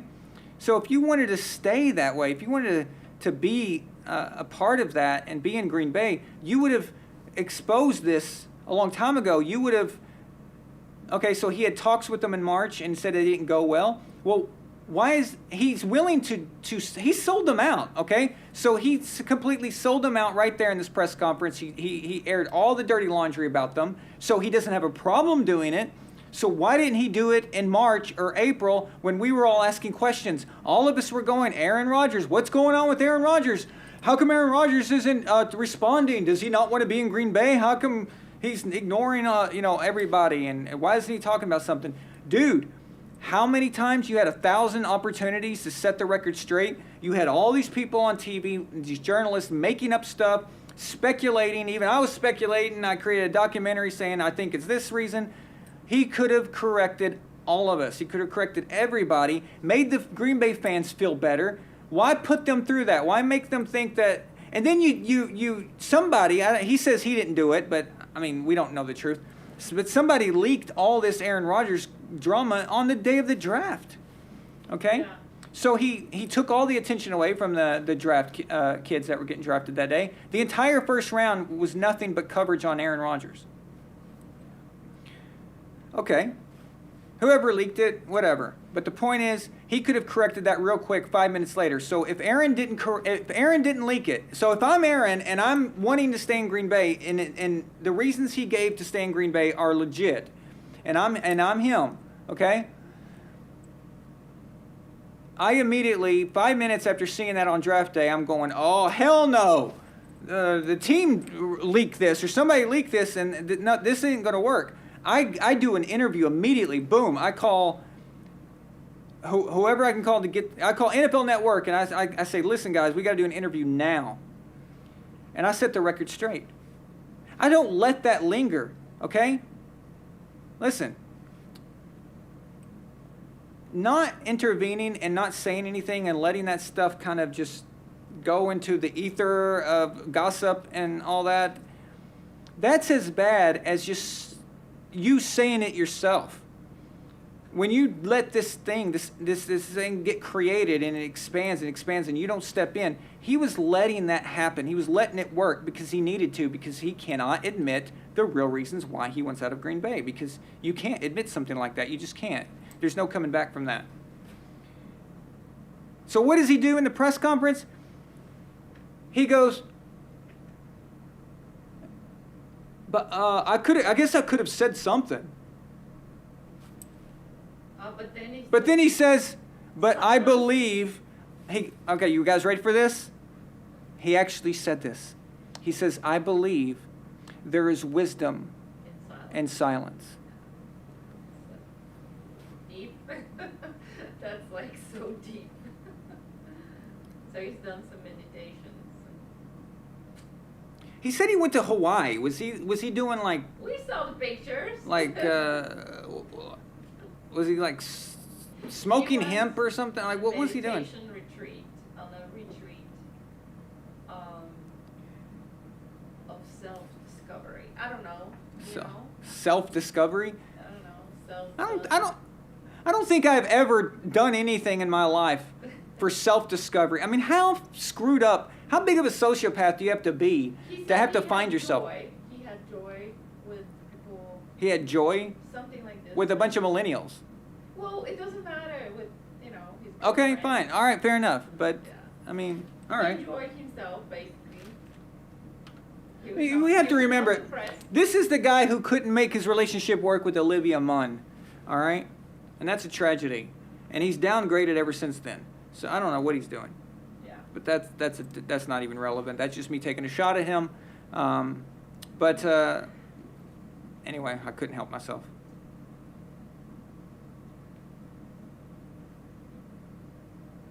Anyway, I just, this whole press conference was so surreal, the way he spoke and the things he said, and I'm like, wow. He's like, I want to do good for the organization. I'm thinking about the organization, how Yeah. I'm going to help, how in the future. So I'm gonna repeat what you said. Wow. So she's saying, he says, I want to help this organization. I care about this organization. Blah blah blah. He does that. You'll hear this over. Go watch it after the show. Okay, go watch it. He'll say it over and over again. But then when he's asked a question, Aaron, so do you see yourself being a Packer past this season if everything works out? He goes, oh, wait. He ran away from that question. I thought you were happy to be a Packer. I thought you wanted to retire a Packer. All that stuff. Remember all that stuff you said? You wanted to have inclusion and change and all this crap, right? But the moment a reporter asks him if he sees himself past this year as a Packer, if they're doing what he wants them to do, He wouldn't answer the question. Now, why is that? Because he's leaving. He's trying to get out of there. Listen, he had no choice. Okay? The Packers called his bluff. They know themselves. Okay, we flew to his house. We flew out to California to visit him when he was out there. We've offered him money. What else are we supposed to give this guy? He keeps saying no. They figured it out. They figured it out that he just wants to leave Green Bay. He doesn't want to be there. And they said, fine. He's not going to retire. He wants to keep playing. We're going to call his bluff. And they did. And he has no choice but to come crawling back to Green Bay because it's the situation that's best for him, and he has to report. He wasn't going anywhere. And so he has to stay there now, and he's got to clean up the mess he's made. And that's exactly what he's doing. But just the way this was done, and I'll repeat, okay? Before all of this happened, I always believed that organizations should do whatever. So if this is the truth, okay, and I'm assuming it is, because we know from Brett Favre even complained about this, the Packers don't include their elite quarterbacks in decision-making stuff. I think that's wrong. I think there's certain guys, not all the quarterbacks, but there's certain guys who have been around long enough and have done enough that their input is valuable. I mean, let's be honest, guys. As much as a lot of us probably don't, we don't like Aaron that much, and certainly not as much anymore. Are you going to take his advice on a wide receiver or Matt LaFleur? Okay? I mean, really, if Aaron's the one that's got to throw to him, and Aaron's entire job relies on the guy he's throwing to, I think I'm going to listen, So, yeah, I agree. That's not my problem. I think it's good for the Packers, and it's good for the Packers fans that they got their quarterback back. Jordan Love is not the answer. But that's not the point here. The point is how it was done and what the reasons were and how slimy this was and how manipulative it was. How he kept them kept the suspense because they didn't know what was happening. It makes a difference when they found out. Back then, the way Tom did it. Yeah. So what Elena's saying is, and that's a good point. That's a great point. So Elena's saying that when Tom left, his contract was up, of course, but Tom gave them a definite decision. So when the new league year turned, which I believe was March 15th, somewhere around there.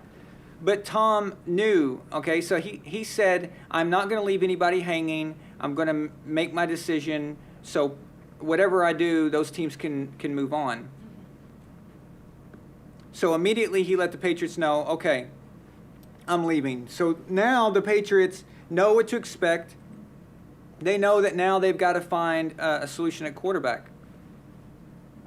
So then he announces that he's going to be looking at certain teams, and it came down to the final two was between the Chargers and the Bucks. And he said, I'm not going to take a long time because whichever team I don't pick is going to need to replace or going to need to look for a quarterback in the draft or in free agency, either way. 2 days. It took him 2 days to figure that out. He picked the Bucks, and because of that, he allowed the Chargers to immediately get to work on knowing that they needed a new quarterback, and they were not going to get Tom Brady. Because if they get Tom Brady, then perhaps they use their number one pick on, maybe they trade it, maybe they get him more things that he wants. We saw what Tampa Bay was willing to do for Tom. They got him an offensive lineman to protect him, Tristan Wirfs, who should have made the Pro Bowl, but didn't. But anyway, yeah. So the Chargers had time to do something and make a decision. Now that they knew they needed a quarterback, they took Justin Herbert. So just by Tom being respectful and doing things in a timely manner, the Chargers weren't left in the dirt. And the Chargers have benefited now. He's considerate. Considerate, yes. So, for everyone. That's the difference here. Just Aaron comes across so selfish always. Aaron is always Takes the big selfish. bucks. Always. It's been his MO. His entire career. We've always heard this about him. But like I said, I could have at least respected him back when he was a jerk and assertive. A But bad man? yeah, a bad man. Now he's a sad man. Now he's a sad man. Exactly.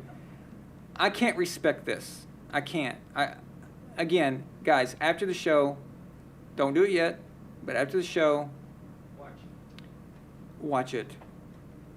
And you'll just, and I'm sure I'm not even mentioning everything about it, everything that's wrong with it. He starts with just a simple question that they ask him. He says, "Oh, that's a loaded question." Okay, so you mentioned, yeah, you said that to me this morning. Okay, so the very first question was, so Aaron, what has all this been about to you?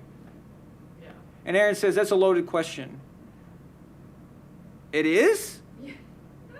Asking you why the hell you have let everybody think and say and bring up everything for 6 months, wondering about what you're doing. The organization doesn't know what's happening, and the fans don't know what's happening. Your teammates don't know what's happening, and that's a loaded question, asking you what your deal is? Yeah. How entitled are you, man? Like, is there a more out of touch quarterback in the NFL right now than this guy? No, the number one.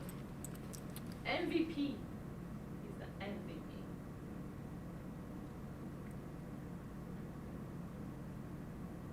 Anyway, the Packers fans ate it up, and I don't know if I can give them too much of a hard time for it, because I get it. They got their guy back, and they're happy, and they're excited. I understand what that feels like, you know? But he got away with it, and that bugs me. That bugs me, that he got away with it. Because you shouldn't be able to bring up... And I think one of the biggest things that bugs me is the Simone Biles thing. Yeah. Okay. First of all, Inclusion. Inclusion. Yeah. So Simone Biles, apparently, I haven't looked into every detail, but I've heard that she was molested by her gymnastics coach. So ever since then, she has been a bit, mentally out of sorts, and whatever's going on with her now, I don't know if that's even associated, but Has nothing to do with him. it has nothing to do with Aaron Rodgers, dude. Why would you say that? Why? Why would you try to defend your Hawaii millennial exploration, midlife crisis, And weed smoking, hippie ass, whatever it is you're doing? Why would you try to justify that and defend that by invoking her? Saying it. Really, dude? Really? There's no point of mentioning her. Yeah. Aaron Rodgers is more LeBron James than he's Kobe Bryant. I'll tell you that. So. Yeah. Donnie says most valuable prick.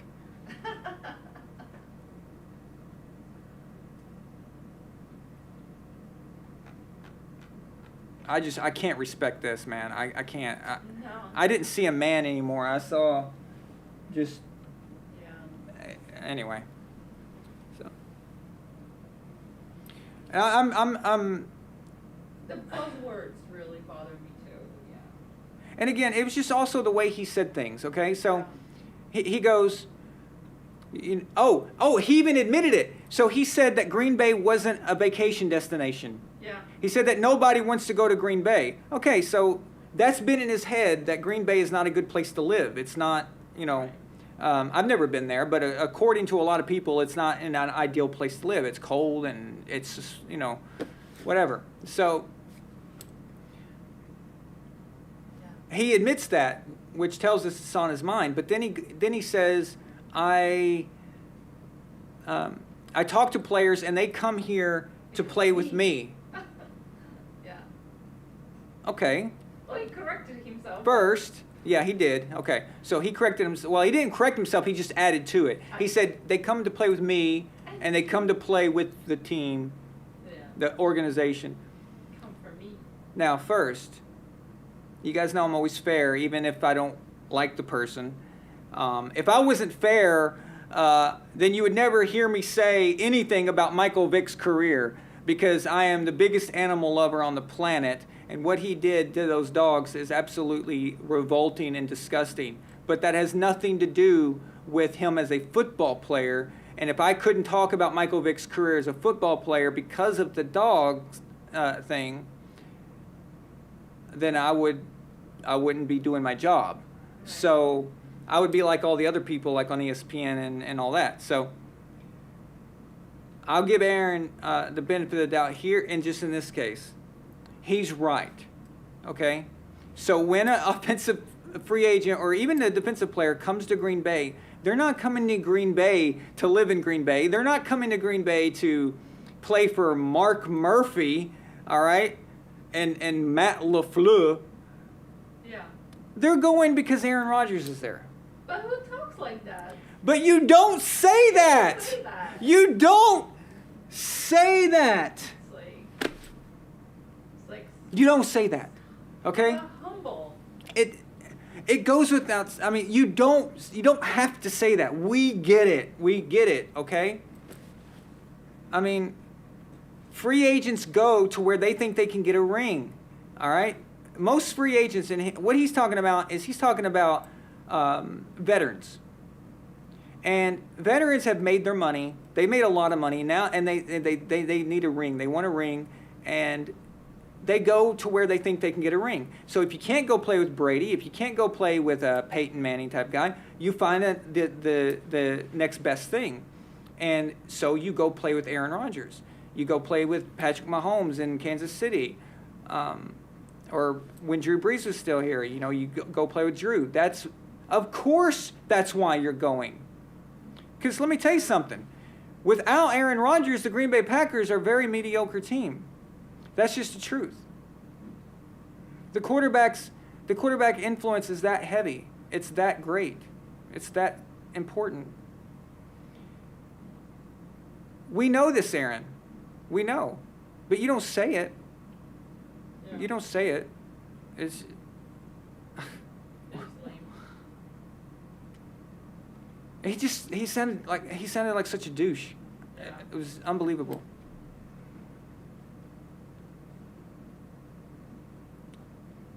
The great ones don't have to say it. Tom Brady didn't say it. Tom would never say that. Tom would never say that. A lot of guys would never say that. It takes a special douchebag to talk like that. Yeah. So it's fitting that the offspring of Phil Simms worships this guy. It's fitting. It makes sense. And also, as a fan, you gravitate towards certain athletes, and it's more you like them and you respect them, and it's more than just on the field. It's something about them, and even if you don't even know the details, there's something that gravitates you towards a person, and you find out that you have very similar viewpoints and very similar way of doing things, and it just kind of naturally happens like that. Chris Simms worships Aaron Rodgers. Max Kellerman worships Aaron Rodgers. Yeah. Nick Wright, guys like that. It makes sense, doesn't it? Donnie sends a $5 super chat. He says, I heard Aaron will not be there next year. Makes me want to buy season tickets. Wow. Feels so bad for Packers fans. Yeah, he's going to leave them high and dry next year. So.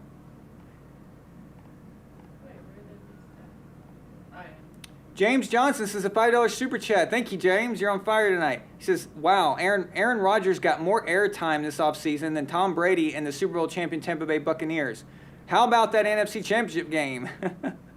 Yeah, I mean, he got a lot of airtime because he just stayed silent, because he enjoyed all of the rumor and creating all the controversy. And he had the gall, when he was asked what he learned about this offseason, he said, I learned that the media makes up stuff when they don't have content. Well, About lessons learned here. Yeah. yes, Aaron, the media does make up stuff when they don't have content, especially when you don't say anything, especially when other people are making up stuff and you don't correct them. Okay? That's what happens, dude.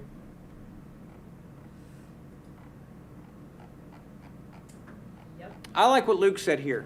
Aaron is just distraught that he didn't win the Von Allen Sports MVP award. That's it. That's why he's a sad man. That's why he's a sad man.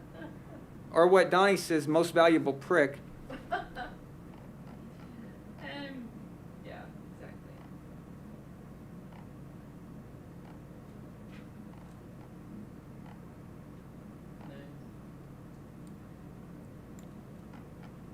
Yes, Skip Bayless does worship Tom Brady, but if you notice, look at all the guys that Skip likes.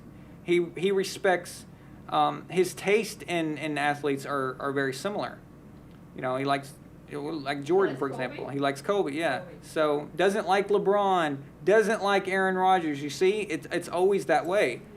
So, I mean, I do think Skip's got some issues or something. That's why I don't really pick on him. But because the things he says makes no sense, and they're just so off the wall. Anyway, but yeah. He has better taste. But he at least what I'm referring to is consistency. You and it's not for everybody. It's not always like that. But you tend to kind of look up to people and like people who you like the attributes that's in them. Mm-hmm. My favorite tennis player is Roger Federer. Okay, found out that Roger and Tom Brady know each other. Oh yeah. Well, I had no idea. Why in the world would I ever associate Roger Federer ever knowing anything about Tom Brady or have anything to do with Tom? But Roger has the similar attributes. You know, very classy, very humble, humble's a strong word, but confident, I'd say, but not arrogant, not obnoxious. Not like me. Yeah, and he has those attributes that Tom's got, and it's just that these people, they just gravitate towards each other. Kobe is my favorite basketball player of all time. Kobe and Brady are actually, well, Kobe's dead now, but I mean, they were friends.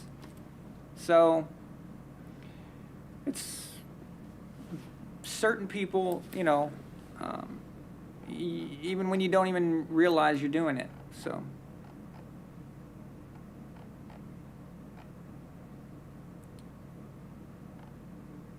And I know that he has to justify what he's done because he lost temporarily. He lost the fans and he lost the locker room. I get it, but he didn't have to do it like that. I've seen plenty of instances in situations like this, and you really just keep it short, and you just say, here are the reasons, and you don't make it for 6 months, and you don't say the things he did. He buried the organization. Yeah. Why didn't you just bury them 6 months ago, and then you would have got what you wanted? Because he didn't want to stay in Green Bay. That's why. So. Yeah. His reasons, all of them, don't make one. They're not strong enough to actually sound like a real reason. Right. So Milena just said that all of his reasons that he claims aren't strong enough or make any sense, and they don't make football sense. Yeah. No. They don't make football sense. Well, what are his reasons? Let's go back. Yeah. You know. I think we got it. Yeah. Okay. James Johnson says another super chat, $2 super chat. He says Breeze is a stat whore, Rodgers is an attention whore. Apparently. PR stuff. Cheers to you. Oh, that's interesting. Look at that. That is the Super Bowl in Dallas, won by Aaron Rodgers. Was that on purpose? No. Aaron Rodgers and the Green Bay Packers defeated Ben Roethlisberger's Pittsburgh Steelers. You happen to have that. And that It's is the only one you have. Aaron Rodgers' only Super Bowl ring. Oh, yeah. I'll tell you something, Aaron.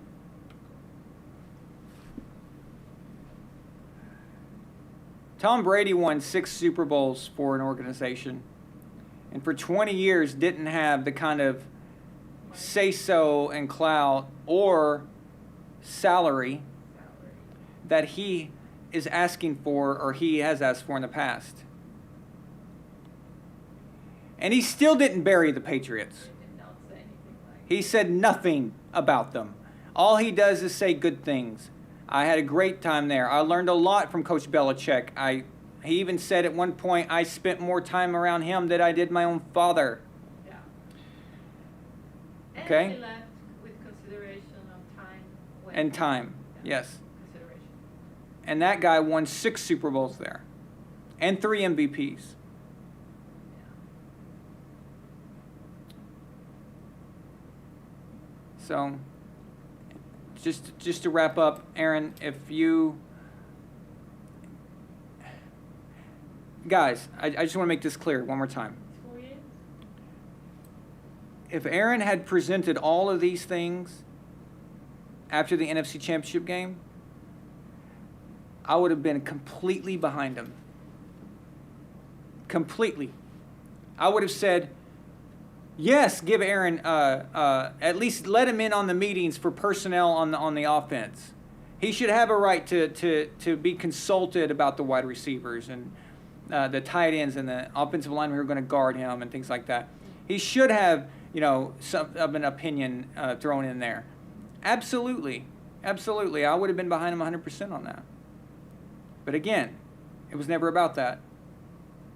Because if he would have pushed that hard into the public, he would have got his way. Green Bay would have given him what he wanted, and then he's stuck as a Packer, and now he has no way out. He's done in Green Bay after this year. Makes no difference what they do. They could win the Super Bowl, and he's done in Green Bay. So his lack of not willing to admit, to answer the question, would he stick around even if Green Bay gives him what he wants? And he said, I won't even, didn't even want to entertain that. That tells you everything you need to know right there. So.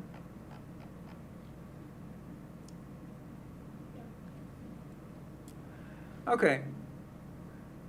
I would be remiss if I did not mention this. The reason I haven't mentioned it so far tonight is because, and God, I hope they're not watching tonight. Because of all I didn't mention it yet because of all the delays and the mess ups tonight, and we're not completely fully functional yet on here. So I didn't really want to put that up there for them to see.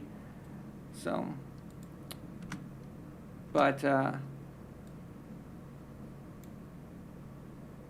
you put it up? there we go. Look, the whiteboard came in handy. Finally. Woohoo! Von Sports has its first sponsor. We are finally Well, I guess endorsed by. endorsed. Yeah. So Probably. the how this happened is actually pretty interesting. And the Ecamm is the software that I'm using right now to broadcast, and it's for Mac. So it's for Mac users, and it's designed specifically for Mac. And this just happened this week, so I haven't had time to prepare an advertisement, for it yet. But I do have plans, of course, to do something pretty cool. But I just wanted to, give you guys the good news that Von Sports has finally got its first endorsement, and this proves that through malfunction and struggle, something good can happen. So around this time last year, I was having some problems with the software itself, Ecamm, and I contacted them. Dude, they were so nice to me. and they did exactly the update that I asked for. They fixed it. No questions asked. They were really responsive, unlike these other companies when you write them and they never hear back from them. And they really don't care about your input. You know, most companies, they say they do, but they really, nobody's looking at that. Nobody's reading it. But they did it. And when they fixed it, because I was thinking about going to Streamlabs and OBS and trying that out. And after they helped me and stuff, I was like, you know what, I'm gonna give this a try again. And then they started sending all these updates for it, and now this thing is a juggernaut. It is awesome.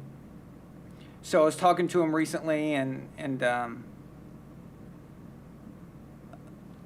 just came to an agreement for this, and I just am very happy about this, and this doesn't happen without you guys. So We get to use it for free.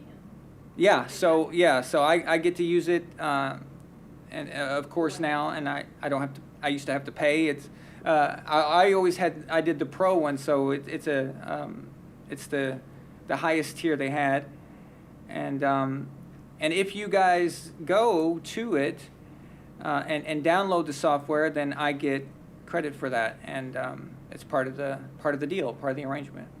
So the link is will be in the description after the show. It might show up there now. I'm not sure. I don't know if the descriptions come up until after the show. But yeah, if you got a Mac, try it out. You'll like it.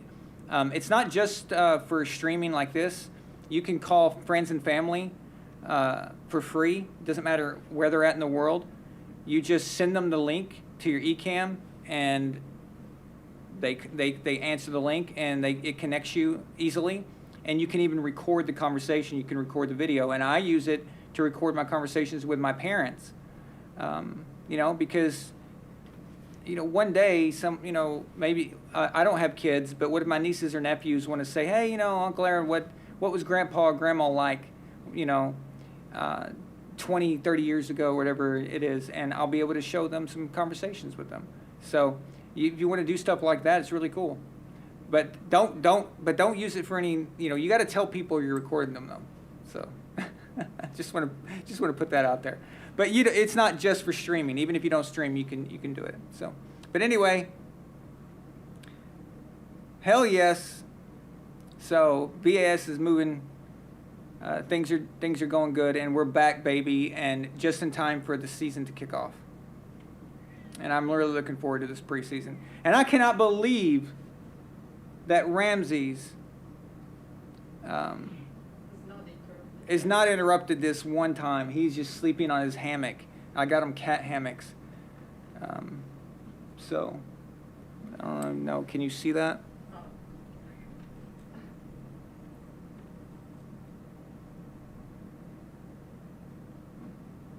Those are called cat hammocks.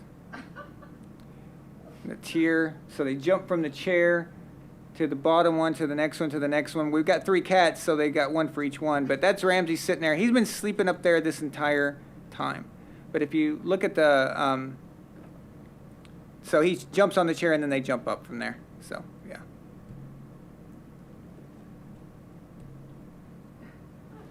But I can't believe how well behaved he has been. So. Let's keep it that way. As you guys know, he was very instrumental in helping Tom Brady win those playoff games in the Super Bowl, if y'all remember.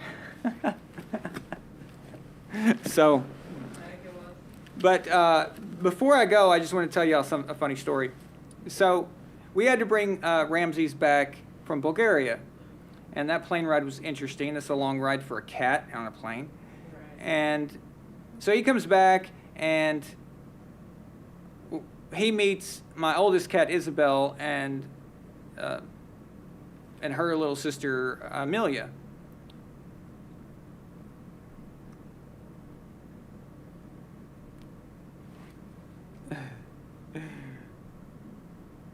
Did you see James? Yeah.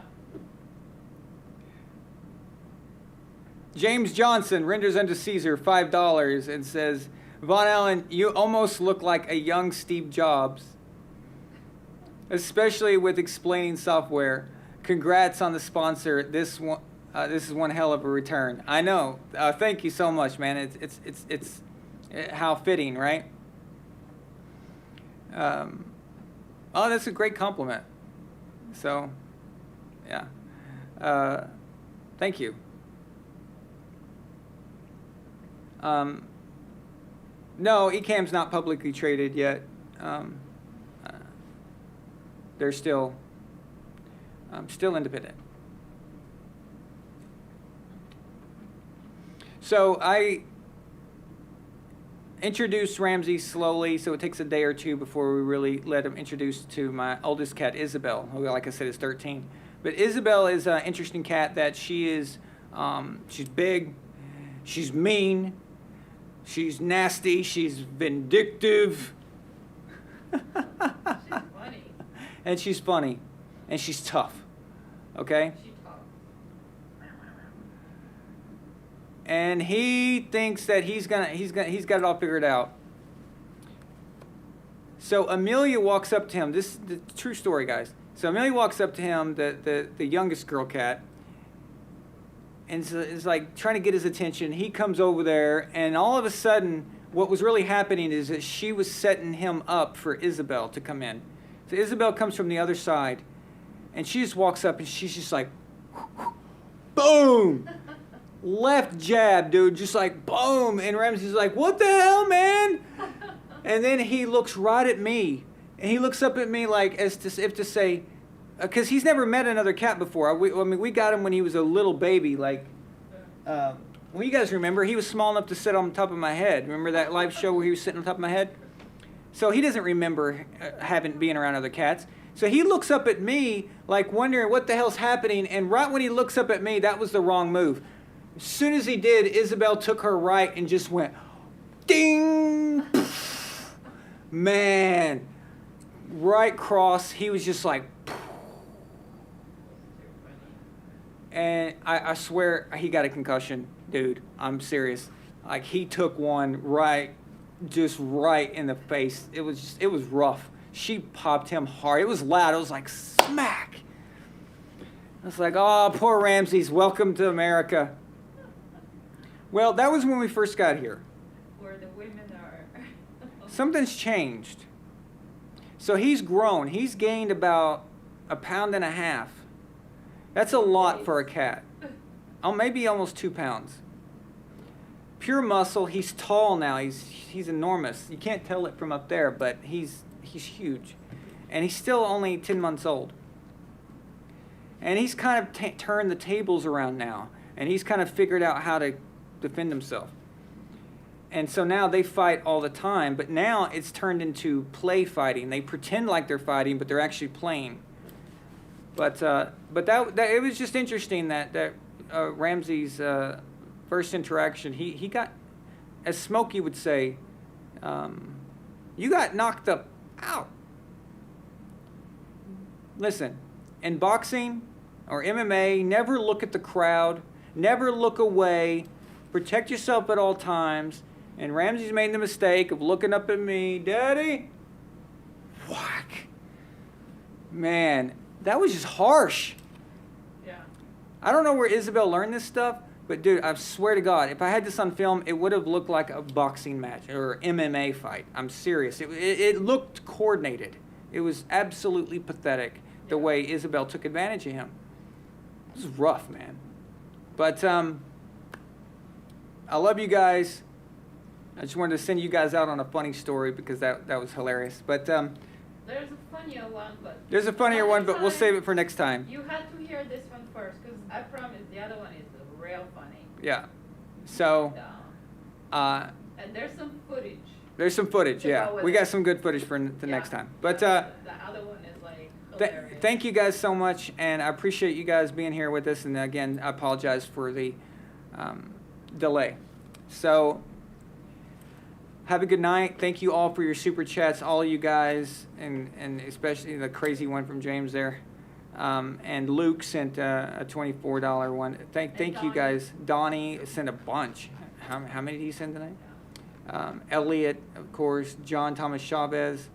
Actually, I missed John's. John Thomas Chavez sent a $2 super chat. He said, speaking of injuries, Wentz is again Humpty Dumpty. Carson Wentz is a bust. Okay, I wrote him off years ago. I don't know why people are still thinking he's going to do something. Carson Wentz, done. Thank you guys so much. Thank you. I appreciate you guys more than you will ever know. Thank you. And we'll see you next week. Oh, Okay? Are we having members tomorrow? Yeah, but I'll announce that in the member section. So Oh, you may want to. thank you guys so much, and have a good night.